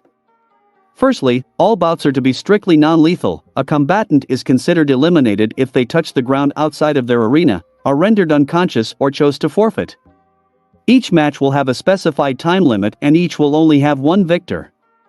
If multiple combatants are conscious at the conclusion of the bout, our judges will award the victory based on prowess and technique displayed. Weapons may be utilized, however may not be brought into the arena, meaning they must be conjured once the match has begun. A pause was given as 5 individuals moved out onto the stage beside the announcers. Judging this tournament, we have 5 highly qualified and esteemed members. First, from the United States of America, longtime mixed martial arts judge, John McCarthy. A man stepped forward with a strong build, short beard and dark hair. Stepping back to his position beside the other judges during the applause, the announcers continued. Secondly, from the People's Republic of China, Sanda Style Master, Su Xiaodong. Another man in traditional Chinese gi stepped forward and waved to further applause. Thirdly, from the realm of hell, Satan of Invention, Ajuka Beelzebub. Ajuka stepped forward, happily waving to the crowd and releasing a flare of shoki into the air in the form of a green and blue serpent that spiraled skyward before popping harmlessly like a firework. Many of the humans in the crowd cheered and clapped, impressed by the open display of magic. Fourthly, from Brazil, 8 times world Brazilian Jiu-Jitsu champion, Leticia Ribeiro. A shorter, slender woman stepped forward and waved to the crowd before returning back to her position beside Ajuka. Lastly, representing the realm of heaven, Angel of Solitude, Cassiel. A tall woman with blonde hair, white feathery wings and sparkling white armor stepped forward, releasing a show of birds made from water around her that floated gracefully into the air before popping into rainbows, joining together between each other. Issei had the feeling that she only made a display of magic, to the applause of the crowd, because Ajuka had done so and she did not want to be outdone by a devil. With the judges introduced, they left the stage to move to seating provided for them. Already Issei could see Ajuka talking animatedly with the Chinese judge, who appeared to be doing his best to appear polite before the eccentric devil in his presence. The lights in the stadium shut off, dropping the area into darkness, with strobes and neon lights beginning to flash before the stage became bathed in light and the announcers were no longer present, allowing music and light to fill the stadium as multiple acts followed each other, forming the entertainment component of the evening. The mood changed into more of a party atmosphere as the crowd enjoyed the big-name acts that formed the lineup. However, while Issei liked music as much as anyone else, he couldn't bring himself to concentrate on such a thing when he was so excited for the tournament to come and instead focused on analyzing the ki of those around him. He swept his gaze around the crowd he could see and honed his senses in on each person that caught his interest, analyzing their ki and considering what form of combat they would use upon analysis. Angels and devils had greatly elevated shoki, which he knew generally translated into a favoring of magic. A person whose body seemed to comprise of just energy that Issei believed to be a genasi had greatly elevated genki rather than shoki, and he suspected that the result would be vastly enhanced close-quarter potential. His analysis continued and Issei found himself in his own enjoyable world until he finally felt a hand shaking his shoulder. He turned to Rias, who was looking at him with an expression that read she clearly expected an answer. He had not heard a word of what she had said, and knowing that she would see right through him anyway, answered so. "Sorry, I was zoned out." "What did you say?" He tried to keep his tone apologetic, but could see the annoyance on his girlfriend's face. "You paid no attention to the show and spent the whole time thinking about fighting, didn't you?" she accused in a way that only she could. Issei now noticed that the event had concluded and the audience was for the large part making their way out while the excited sound of their conversations filled the air. He sheepishly scratched the back of his head in the way that he knew she found irresistible as he replied. "Well, sort of. I wasn't thinking about fighting though." "Oh, and what were you so intently focusing on?" Rias asked with a quirked eyebrow of skepticism. "I was analyzing the ki of all those around to try and see where their strengths and weaknesses may lay." Rias gave him a flat expression before flicking him on the forehead playfully. "That's the same thing, dummy." "It really is." Drag interjected on the side of his girlfriend, to which Issei just shrugged and smirked. "What can I say, I'm a saiyan and proud of it." With that declaration, he stood, floating slightly upward before scooping Rias up into his arms and floating out of the grandstand seating and high into the air above the open-topped stadium. His lips met hers as she wrapped her arms around him, allowing her wings to remain tucked comfortably as she basked in the warmth of his body and arms. "Am I forgiven?" he asked slyly. "Of course." Her eyes on his as a playful edge that she had seen many times came to his face. Before she could react, Issei's tail had flicked around and was tickling across her soft skin, causing her to convulse and squirm in fits laughter. "Good, or I would have to have done this until you forgave me." As Rias began to escape his embrace and away from the offending appendage, Issei sought to prevent this by pivoting backward and spinning as he sped the pair of them toward the buildings below and directed his flight toward their chalet. Stopping his rapid descent almost instantaneously, Issei landed softly beside the door to their chalet, Rias prying herself from his grasp to escape his tail before the pair entered the residence, still giggling. Rias made her way to Issei's room while the scion himself stopped off at the kitchen for a light snack, which anyone watching would consider a meal, and then made to join her. At this point in their relationship, they weren't even going to put up a facade of Rias staying in her own room. There was just no point to such actions. Issei awoke early, his body wrapped up with Rias. He hadn't trained the night before and was happy to simply sleep with her after the pair had finally untangled themselves from each other. It was rare that he would wake up before her recently, however he was content to let her sleep. If she had been coming down with a stomach bug, he wanted to let her body recover. Floating silently through the room, he withdrew his new GI from the duffel bag that he had brought and left the room as quietly as he could. Emerging from the bathroom in the form-fitting fighting outfit, currently without enhanced weight, Issei was met by Kaneko, Genshiro and Serafal. Kaneko was preparing herself for her match, while Genshiro and Serafal chatted casually about the matches of the day. As far as Issei knew, both of them had their fights later that afternoon around the same time as his own. Serafal noticed the scion's emergence and greeted him. "Good morning, Issei, you look ready for the day." She then paused as if expecting someone or something. "Rias isn't with you." Issei simply nodded while returning the girl's smile with one of his own. Nah, she has been a bit nauseous the past few mornings, so I let her sleep. She will be up soon to see your match though. He directed the last sentence at Kaneko, who nodded at the confirmation of her audience. Issei proceeded to consume as much food as he could from the kitchen, which he noted had been restocked since his raid the previous night. He wouldn't have been surprised if Surzex, or more likely Grafia, had informed the staff to ensure that the Saiyans had access to an abundance of food. He ate with his usual voracity and was amused to note that both Serafal and Genshiru managed to consume their own breakfast without too much disgust at his vortex-like ability to devour food. Serafal continued to chat with him but quickly brought the conversation over to his relationship with the Gremory heiress. It took Issei only a few minutes to realize that despite being a Satan, Serafal was also an avid gossip. Shifting the tact of the conversation, Issei began answering her questions with abundant honesty and bluntness. The sudden crimson to her face when he admitted blatantly that he had been sleeping with Rias for months caused him to almost burst with laughter. He always found the strong conservative streak through Devil Society to be amusing considering their lives' longevity and martial nature. A door opened behind the chatting group and Issei saw Rias emerge from his room, dressed and ready for the day in her own battle outfit of her modified uniform, however looking a little uncomfortable before moving to the bathroom. Concern read plainly on his face. I guess she is still feeling a bit nauseous, he commented in an offhand manner. I would never have taken Rias to be someone to get nervous before an event, Serafal replied to him. Issei shook his head in reply. No, it's not that. For the past week, she has been nauseous every morning. Seems to pass quickly enough though and not affect her for the rest of the day. Serafal's expression changed momentarily and Issei pondered to what it meant before she returned to smiling at him. Well, I am sure good things will come of it. Now if you will excuse me.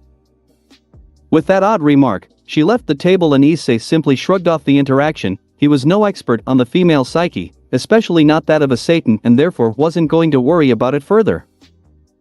Rias joined him and the pair chatted as his girlfriend ate a light breakfast before making their way to the stadium. Issei had every intention of watching as many fights as possible.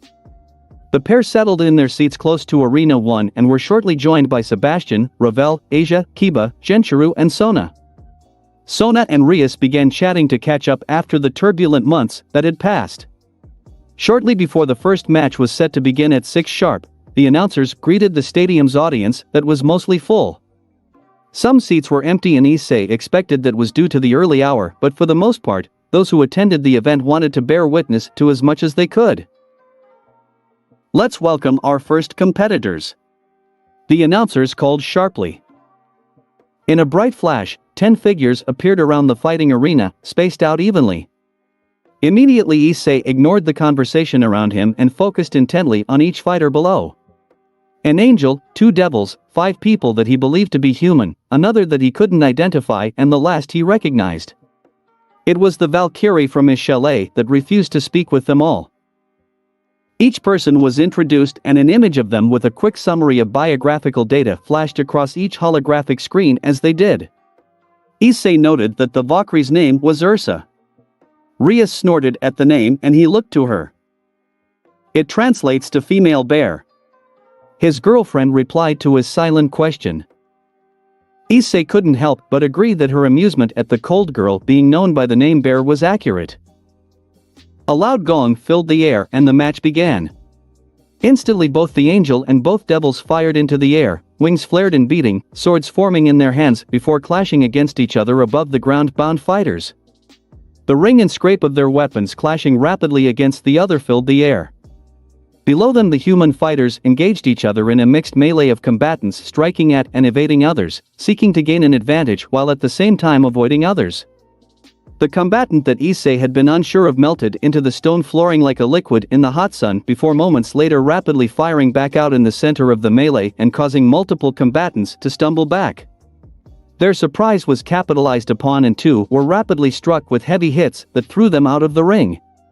The first 2 defeated in this tournament. Throughout this all, the Valkyrie stood stock still and merely observed the actions of those around her. crystalline wings folded in and arms crossed. Two of the human combatants seemed to decide on an impromptu alliance against the supernatural being engaging them, and each struck against the less than soluble man. Their limbs appeared to become stuck within his flesh, and panic crossed their faces as the being began rotating quickly, spinning on the spot at an increasingly fast rotation like a dreidel before coming to a prompt stop and using the built momentum to rocket both its captive opponents from the arena. With both the other humans caught in the spinning clutches of the spinning adversary, the remaining woman slipped back, attempting to stalk toward the Valkyrie from where she believed to be a blind spot. Her fist lashed out from an obscure position to her seemingly disinterested opponent. Without acknowledging her attacker, the Valkyrie's head shifted slightly and her fist struck the face of the woman in a backhand manner. The strike resulted in the human attacker tumbling back from the stage with a rather nasty flow of blood running from her nose. The match had been underway for less than 2 minutes, and yet already the combatants were dropped to half and humanity was no longer represented in this first bout. Issei felt a tug on his sleeve and pulled his gaze from the combat to where Rias pointed. The holographic screens showed close-ups of the combat, with time dilated down to allow the human audience to see each blow of the actions. His attention returned to the fight, but he found himself switching between watching it live and the screen as need be for the best view. A heavy overhand swing from the larger devil drilled into the shoulder of the smaller devil, resulting in him crashing to the arena below. The larger devil twisted to avoid the blade of the angel in time to counter-attack, yet was met with a blast of compressed air unleashed by the humanoid fighter, having dealt with the combatants he had entrapped. The blast took the devil off guard, and that cost him dearly as he was quickly overwhelmed by a series of blows from the angel that resulted in a particularly brutal pommel strike to his jaw. The crunch of bone breaking was heard as his eyes rolled up and his unconscious form fell to the ground. Pulling himself upright, the struck devil was forced to rapidly backpedal as the ground-born fighter assaulted him with multiple jabs and strikes of his knees and fists. The man's less than solid flesh caught the younger devil's blade and stuck it in place, forcing the young fighter to relinquish it. The young man thought fast and ducked under the strike, dropped his center of mass and unleashed a bolt of fire into the body of the warrior that had ensnared his weapon. The force of the sudden mass of superheated shoki drove the male fighter back. Unfortunately for the off-balance combatant, his trajectory was toward the yet barely moved Valkyrie. Before he could end his momentum, she dropped into a sweeping kick that generated a blade of air to take him off balance further into an uncontrolled tumble. Cognizant of the effect of touching his flesh, she grabbed forward to take hold of the pommel of the devil's blade still entrenched within the strange fighter's form. Her hands wrapped around the handguard as she twisted and used her momentum to toss the fighter with force into the hard ground outside of the arena. The man struck down firmly into the grass below, and disappointment registered on his face. Her gaze snapped to the remaining devil and angel engaged in melee before her. The devil fought unarmed while utilizing blast of magic to even the field, whereas the angel continued to engage with her blade. The crystalline wings of the Valkyrie flared and she shot forward toward them while weapons of her own formed in her hands. An axe in her right hand and a long sword in her left. Nordic runes adorned the blades of her weapons. With finesse, power and skill, she swiftly took command of the melee that began to tangle and flow higher into the air. Once inside the guard of her opponents, her sword caught the blade of the angel, the blade sliding down until her pommel prevented the angel from withdrawing the blade and their bodies closed together. The flat face of her axe struck down into her opponent's head, driving the consciousness from her body. As the body of her defeated foe fell away, the Valkyrie pressed her feet into the spiraling form and used her body as a springboard to propel herself at the last foe. The devil fought valiantly, but his lack of experience showed through in engaging her. Within the minute, her sword and axe began striking hard into his armored torso, dazing him heavily, before she delivered a snap kick that rocketed him down from the sky toward the grass below. As his body met the ground, the gong sounded, and the first match of the tournament had ended in just over 8 minutes from beginning. The next match was fought with only human combatants. The action was slower and confined to the ground, but no less entertaining for Issei. Each fighter fought with skill and tenacity that he appreciated. Furthermore, as there was no use of enhanced abilities, the technique of each combatant was firmly on display, and Issei analyzed each blow, counter, break and hold for future reference and possible incorporation into his style. After the conclusion of their match, with a Krav Maga specialist taking the victory, the next was won by a fire genasi known simply as Raul. The man had appeared as a humanoid with red skin, but upon the commencement of the fight had erupted into flames and overwhelmed his opponents with the heat of his body and bursts of flame. After that, a devil named Daichi won the fourth match without so much as a single melee engagement by relying upon powerful combinations of spellcraft and maneuvering himself successfully around the arena. The fifth bout was now ready to begin. As with all four previous fights, the combatants arrived in a flash of light. Issei took stock of those below. First stood Kaneko. The small girl wore a white martial arts gi that was of a similar style to his own. This caused him to smirk with pride at their rivalry. Her black folded wings clashed with the gi, but in a manner that created an imposing image of the Nikomata devil. For humans, two angels, another devil made up more of the roster. The last two opponents were beings that Issei had never seen before, a large humanoid with a bull's head and furred upper body. If he wasn't mistaken, this being was known as a minotaur, and lastly a very tall live female figure, almost too slender to be practical, with pointed ears and four almost translucent wings that beat extremely fast as the person floated in place. Looking to Rias, his girlfriend answered the question before he could even ask. "She's a pixie." Issei wasn't expecting that. He thought pixies were small little creatures almost the size of his hand. Well, that was definitely not the case. This woman would have been easily 7 feet tall. The gong rang and the fight was on. Swiftly, Kaneko darted forward, her wings kept tucked into her back and firmly held in place to minimize any chance of being grabbed.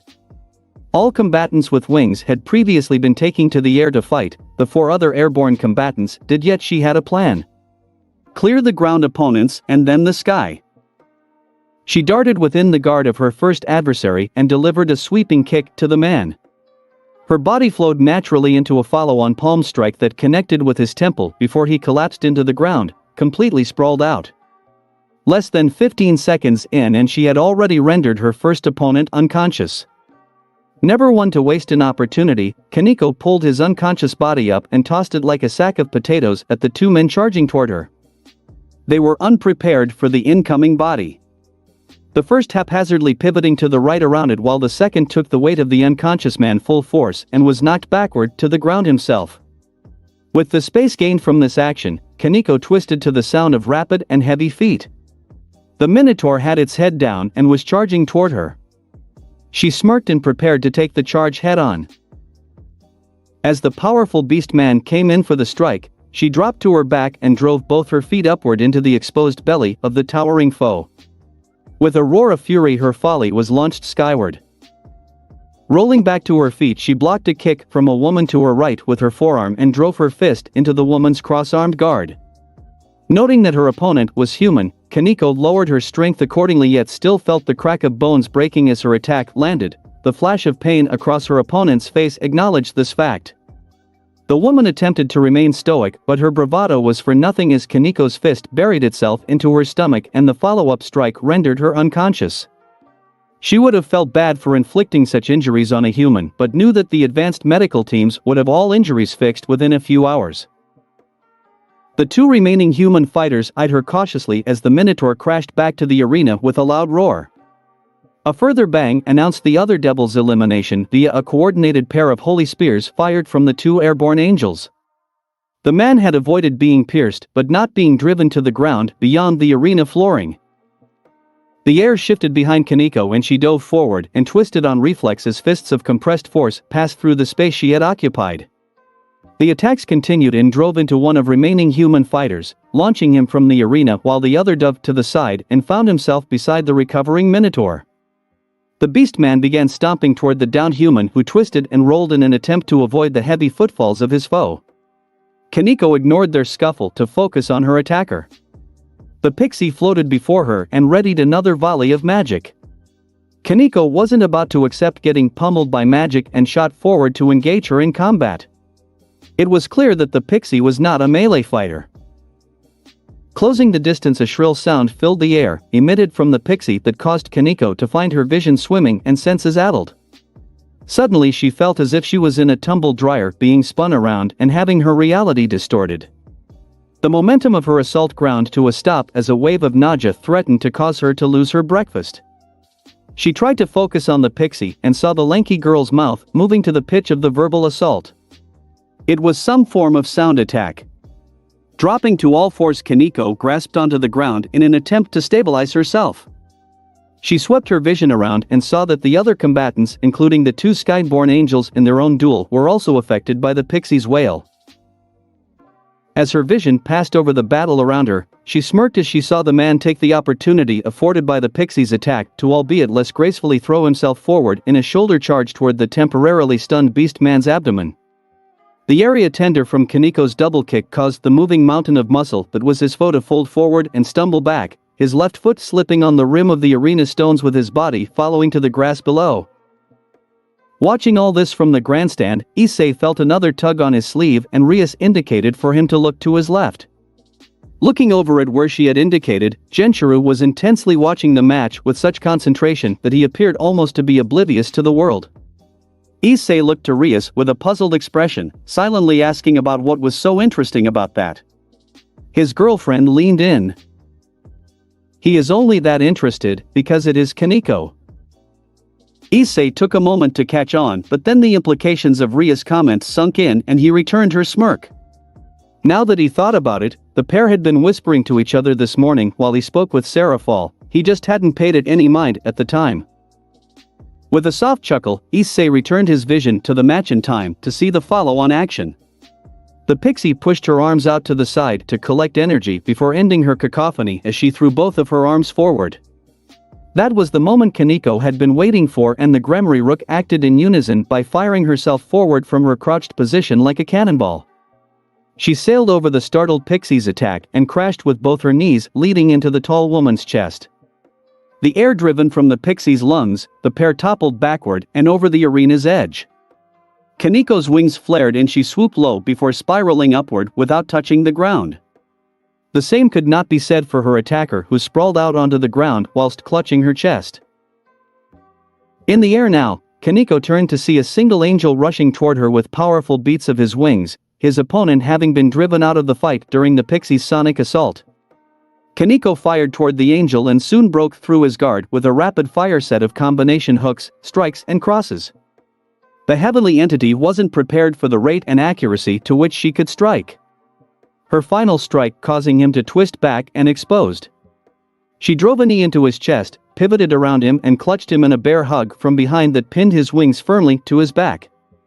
With her prey immobilized, Kaneko dove toward the arena, before twisting and firing the angel in a powerful toss at the ground outside the safety of the stone stage.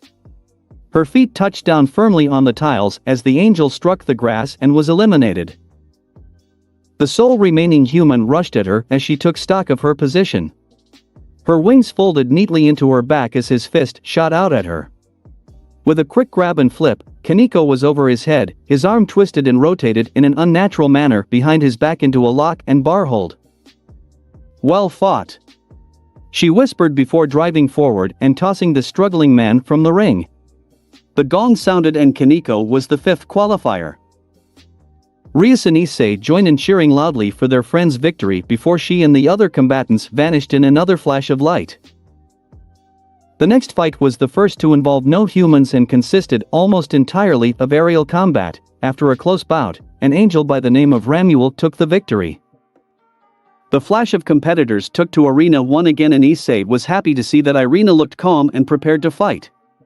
The Templar stood in her heavenly uniform without her long robe. Joining her for the seventh bout were 7 other humans, 2 men and 5 women.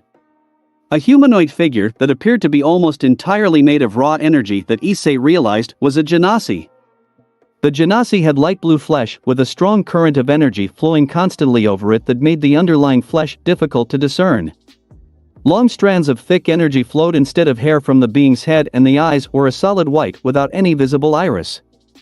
Lastly, a Grigori took to the stage, black feathery wings folded across his back.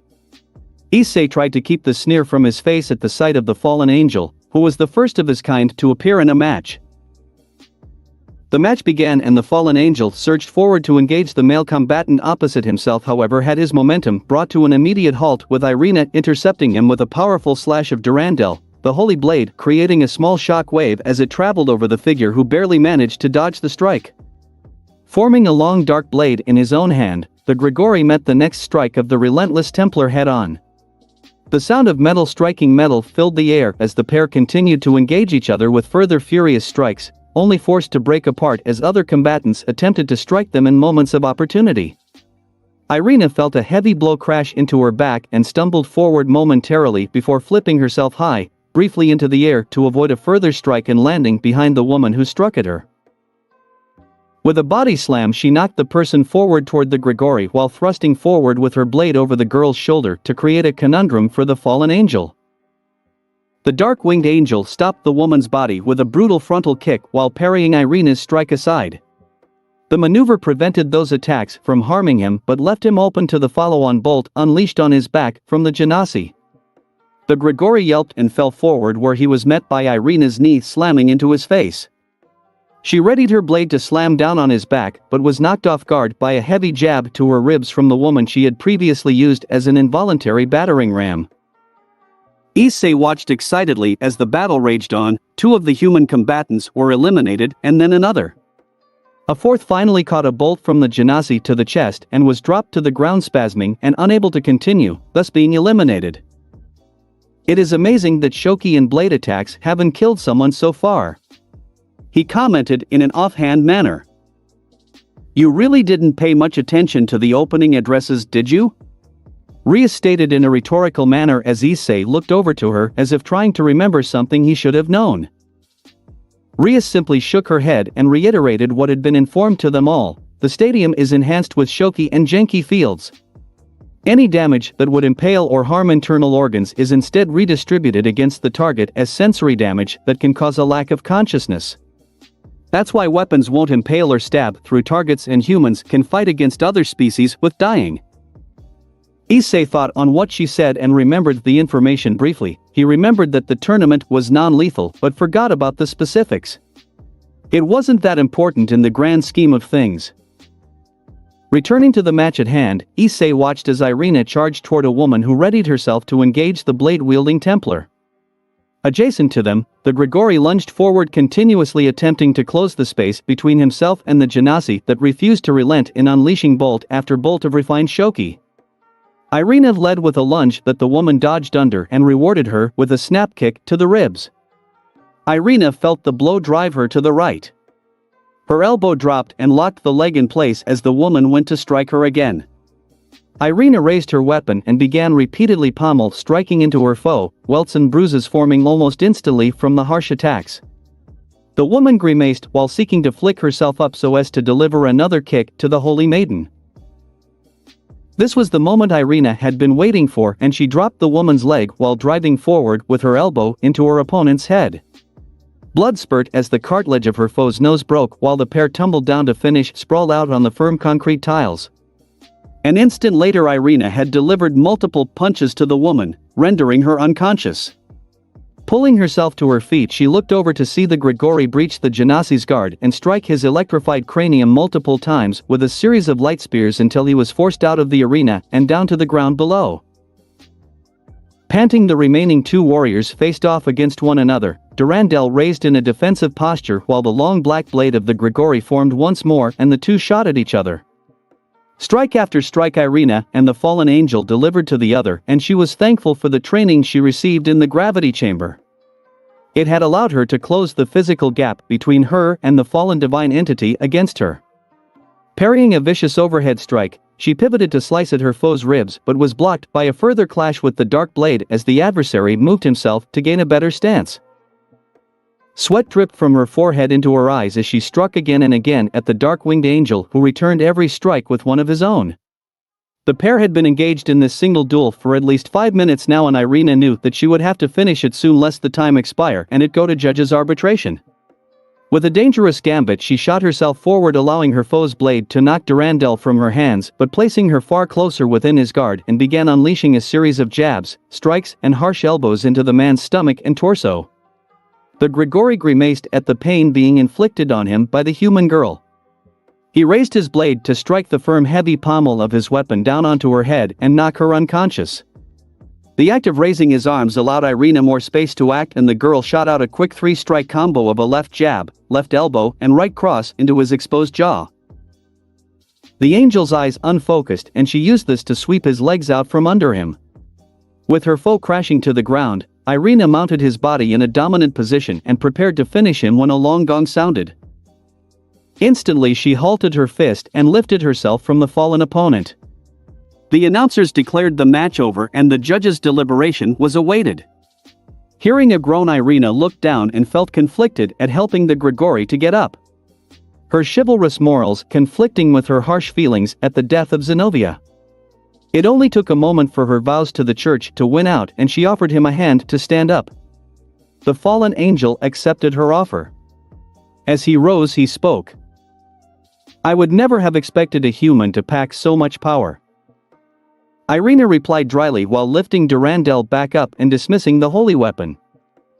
"You're not the first Grigori I've fought." Realization seemed to dawn on the angel's face, but before he could respond the judge's decision was announced. Victory for Irina. With that the pair vanished in a flash of light. With her departure the crowd cheered immensely and it only took issei a moment to work out why. Irina was the first human to win a match against supernatural opponents. Not only that, but she had driven Angel to ground and clearly dominated him. It showed that humanity wasn't out of the running for glory in this tournament. Although he had to think, how would any human go against himself or Biko, time would tell. Bouts continued and Issei enjoyed watching the various combat styles and implementations. Other supernatural beings possess skills he would be unable to replicate, and seeing how they employed them would allow him to form a strategy should he find himself against them in the tournament or in the future. Shortly after Irina's match, Kaneko arrived in the stands and Rias subtly jabbed Issei to point out that she sat beside Genshiro. The Gremory heiress began whispering about how cute their budding relationship was and the saiyan could only roll his eyes. This was definitely something that was of far more interest to Rias than to himself. The 12th match showed a familiar face in the form of the American from Issei's chalet, Jack. The match consisted of 7 humans including Jack and 3 beast men, another minotaur, and 2 men with strong hog or pig-like features. The fight proceeded with Jack striking 2 other competitors out before engaging the minotaur. Through a series or hit-and-run tactics, he was able to maneuver the large opponent into a disadvantageous position before another competitor struck the foe out. The 2 pig men engaged each other consistently and Issei got the firm impression that these 2 both knew each other and had a bit of a grudge. This didn't go well for them as they were unprepared for the intervention of other combatants that struck them out through opportunities created by their lack of awareness. Issei couldn't really say anything against their targeted duel as he got the impression that the exact same situation would occur should himself and Biko face each other with other warriors in the arena. Issei cheered loudly when Jack took the victory for the bout with a fantastic knockout punch against the final opponent. 2 bouts later, in the 14th fight, Issei was surprised to see a human with elevated Shoki and Genki levels take to the stage. He thought briefly that this man could be a saiyan descendant, however his Yuki was no different from that of a human. What Issei wasn't prepared for was that as the gong sounded to begin the match, the man's body shook and later out a guttural roar before expanding and sprouting fur. Within moments, the 6-foot-tall man had been replaced by a 7-foot-tall bipedal wolf. Thick black fur covering his muscular and powerful body. A werewolf. As he watched the werewolf quickly take victory in the match through raw power and speed, he turned to Rias. "I really shouldn't be surprised by this, but I never knew so many different supernatural species and races existed." She looked to him with an amused grin. "That's because you never pay attention to anything that isn't food or fighting, but yes, since the barriers between our worlds were so abruptly shattered, a lot of more reclusive races have begun to come forward. This event has done a lot to let them introduce themselves to the world, so to speak." Issei nodded at her response before commenting with a fake pout. "I don't only think of fighting and food. I also think of you." Rias blushed and smiled at him before leaning in to catch his lips with hers. Breaking the kiss, she curled her head into his shoulder, getting more comfortable before watching the next bout. The 16th bout began shortly after and Issei watched happily as Kiba took to the stage. The knight looked straight to Asia, who cheered loudly for her boyfriend's arrival. Opposing him were only supernatural opponents. Issei considered this a boon as Kiba would be able to showcase more power and skill in defeating them. 3 angels, 4 fallen angels and 2 other devils. A match consisting entirely of combatants from the great factions. The gong sounded and immediately Kiba conducted his sword summoning, swiftly creating 36 powerful blades.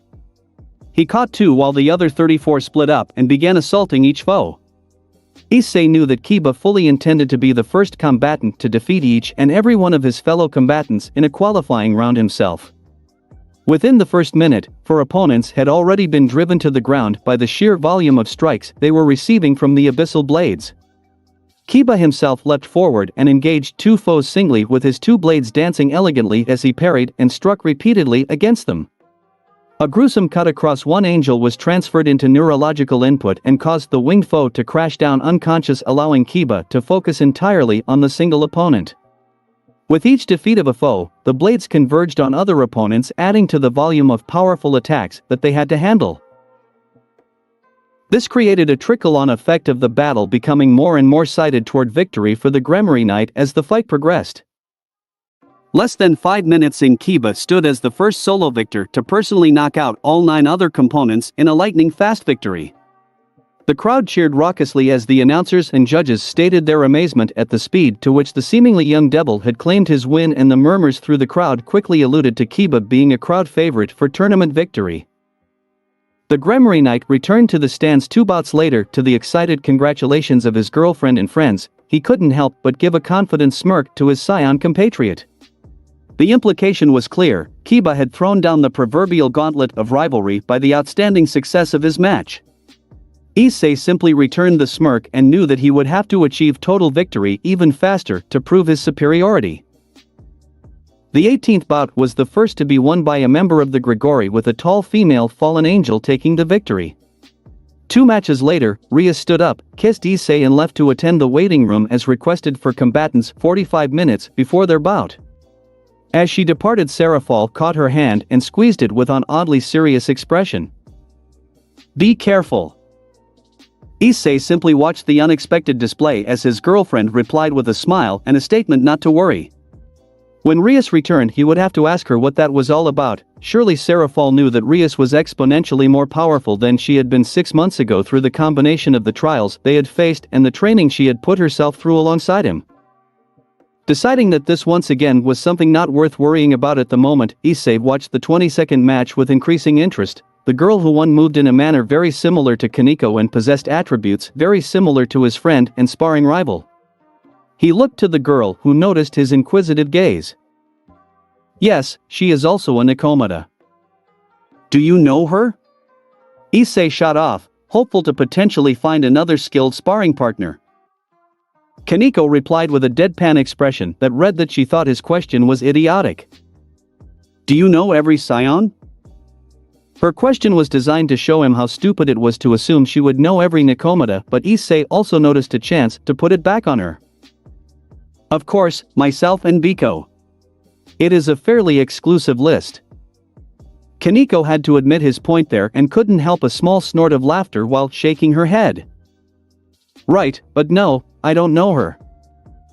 The 23rd round was won by a human judo specialist, and then came a match Issei was very excited for. The flash of competitors arriving showed Ria standing on the far side of the arena. Opposing her was a lineup of 3 humans, another devil, 2 genasi with light green skin and 3 fallen angels. The match began and Rias floated into the air with her wings making rhythmic beats. Unlike both Kaneko and Kiba, she wouldn't be rushing in to engage her foes but assessing the fight and acting accordingly. 2 of the humans below her charged toward a genasi, who responded with a burst of wind magic, creating a tunnel of compressed air in a fashion similar to Asia's. This was responded to by a spear of light crashing into the distracted magic wielder from a nearby Gregory.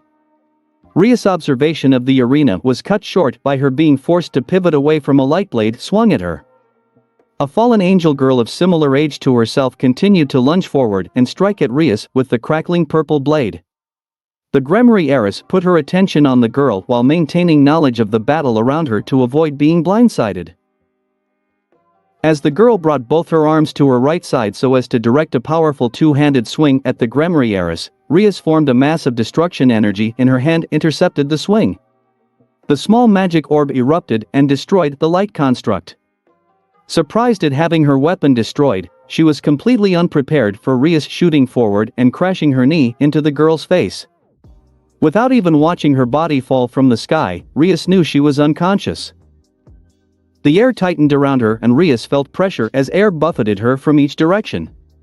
Grimacing and pushing destructive energy out from her body to counteract the force on her, she found the culprit, the other genasi floating a short distance away from herself and directing compressed air onto her from all around. She grunted and unleashed a volley of destructive orbs at the genasi, forcing her foe to release the magic so as to evade her attack. Before either could continue, Rias was forced to twist away from a strike thrown at her from the other devil. The man had struck out from below, having incapacitated the other genasi and human competitors. The devil continued to attack her with strikes and jabs, clearly intent on keeping her engaged in melee combat. She looked into his face as she met a right jab with a block of her left forearm and vaguely recognized the man. He had conducted business with her family and probably knew her to be more proficient at ranged combat than close-quarter battle. His assumption would prove wrong. With a series of parries, blocks and strikes, Rias inflicted a myriad of heavy blows to the other devil, including a vicious right cross that she was sure broke his jaw. The man appeared dazed and bewildered. As she went to knock him out, she felt the pressure of wind cracking at her again and chose to drop suddenly. The wind buffeted into her heavily wounded opponent, finally rendering him from consciousness. Rias wasn't going to lose an advantage though and grabbed a firm hold of the defeated devil's shin before spinning in the air and launching the man like a javelin at the startled genasi, who was very much not prepared for a body to be rocketed at her like a javelin. The body of the defeated devil crashed into the genasi, who shoved him away roughly but was not fast enough as to then dodge the follow-on barrage of destructive orbs that crashed into her. Moments later, Rias watched both competitors hit the ground. She hadn't defeated the most competitors in this match, but she had won and that was good enough for her. Issei cheered loudly at Rias' victory. He had never had a doubt that she would win. Previously martial combat had been her weakness, but through their almost constant sparring over the past months, Rias could very much hold her own against most foes. The next two bouts had human victors, then an angel and promptly followed by a fire genasi who seemed intent of unleashing great bursts of flame at anything that dared approach. By the time the 30th match began, Issei was starting to get a bit excited to have his own fight. Only 9 fights until it was to be his turn in the arena. Those thoughts were driven from him as the flash of light revealed the competitors of the next fight. Standing adjacent to where he sat was none other than Biko. His fellow saiyan and rival stood in his Chinese-style gi with a confident and unimpressed expression. Immediately his eyes locked with Issei in the crowd and he sneered at the Gremry saiyan. Once again Issei came to the conclusion that Biko must be able to suppress and hide his ki. He knew exactly where Issei was in the crowd, yet Issei hadn't been able to locate him in the stadium. That led him to come to the conclusion that Biko had kept his ki suppressed while watching the preceding fights. The gong sounded once more and Biko shot at his opponent adjacent to him. A beast man with thick, almost leather-like skin and strong limbs. The scion's fist connected with the armored foe and shot him out of the arena across the expanse separating the two stages to crash into the side wall of the other arena. Without losing momentum, Biko flipped up into the air and crashed his foot so harshly onto his next opponent that the man's body bounced multiple times across the ground while already unconscious. Within minutes he had shot from competitor to competitor like a pinball and defeated them all in a series of precise strikes. He had now taken the title of quickest victory from Kiba as he stood in the arena alone, still locking eyes with Issei before vanishing in the signature flash of light. Issei felt excited at his fellow scion's display. The power, speed and precision, all without his aura erupting, showed just what Biko had to offer. Their fight would be a monstrous bout and Issei could hardly wait. Over the next matches, another Minotaur was the first beast man to claim a win along with another pixie. In the final match he watched before departing for the waiting area, a Valkyrie took the win for the 36th match. The waiting area was a large room adjacent to the stadium without any view of the matches. Red carpet with chairs and a white ring in the center. Issei arrived to the room just in time to witness the competitors for the next bout move into the ring and wait for a moment before vanishing to their arena to compete in their match.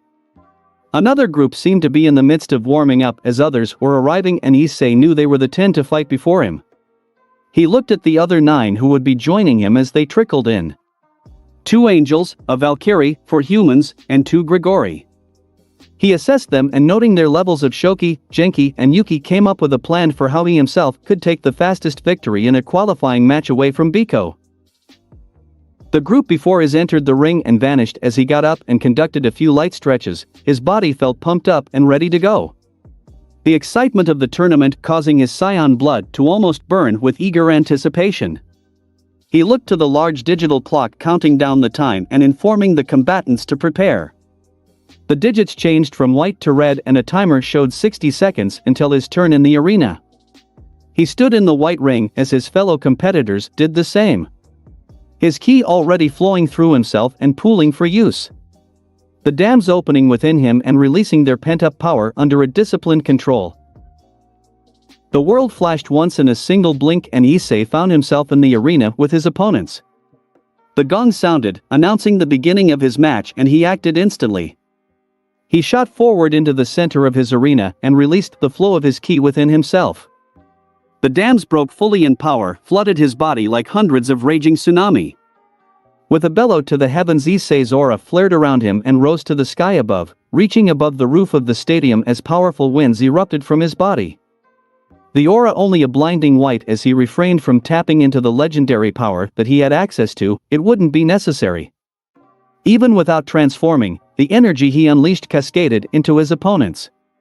Within seconds of the match beginning, the others were already hitting the ground outside of the arena, and the spectators in the stadium grandstand were being hit by the overwhelming presence of energy as well. His winged opponents were caught too off guard to take flight or deploy their wings to prevent the force acting upon themselves, not that spreading their surface area would have helped overly much. 29 seconds after the match had begun, it had ended. Issei now held the title of quickest victory. His aura dropped away as he vanished from the stage to be standing in a different room alongside those he had just defeated. Many appeared bewildered, and he could hear grumbling at having lost so fast without the ability to act or fight back.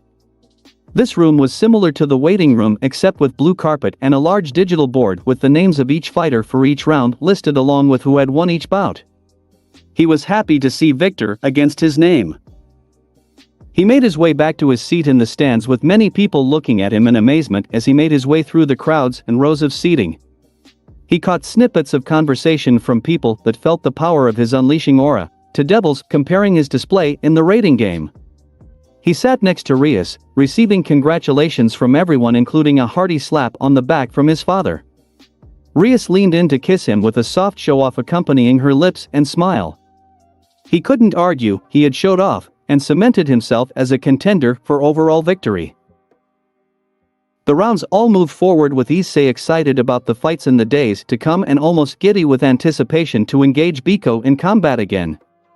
Loud cheering erupted from the usually quiet Kaneko when Genshiro won the 46th round, just as Issei's stomach started to really growl at him. He realized that in the excitement of the day he had neglected eating. Something that seemed almost blasphemous to the ever-hungry saiyan.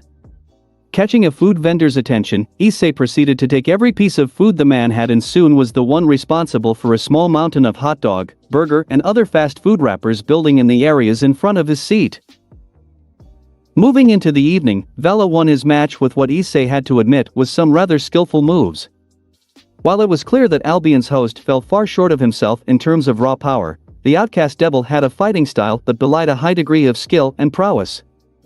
An hour after his victory, Sebastian took to the stage and proceeded to show the talent of the Lubartan style of fighting, his blade vortices allowing him to move seamlessly throughout the stage and confound his opponents, and claimed what could only be described as a very clean victory.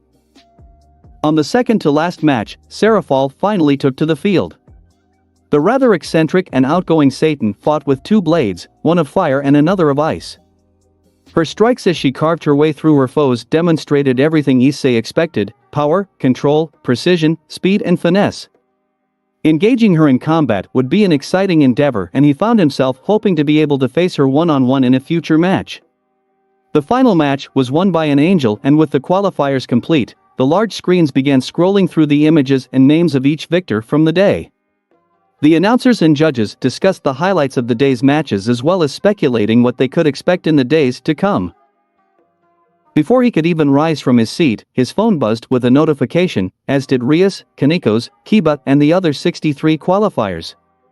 The roster was up for the next day. Issei searched eagerly for himself, about 10 at 12:45. Rias was again before him in the 6th round. He stretched as he stood up and was feeling both content and excited. Today had been an excellent day overall. Both he and Rias had won their matches, his friends had claimed victory too, and he was one step closer to getting his rematch with Biko. Exiting the stadium with Rias, his family, and friends to have a late dinner before bed, Issei couldn't help but think that the days to come would be even more exhilarating.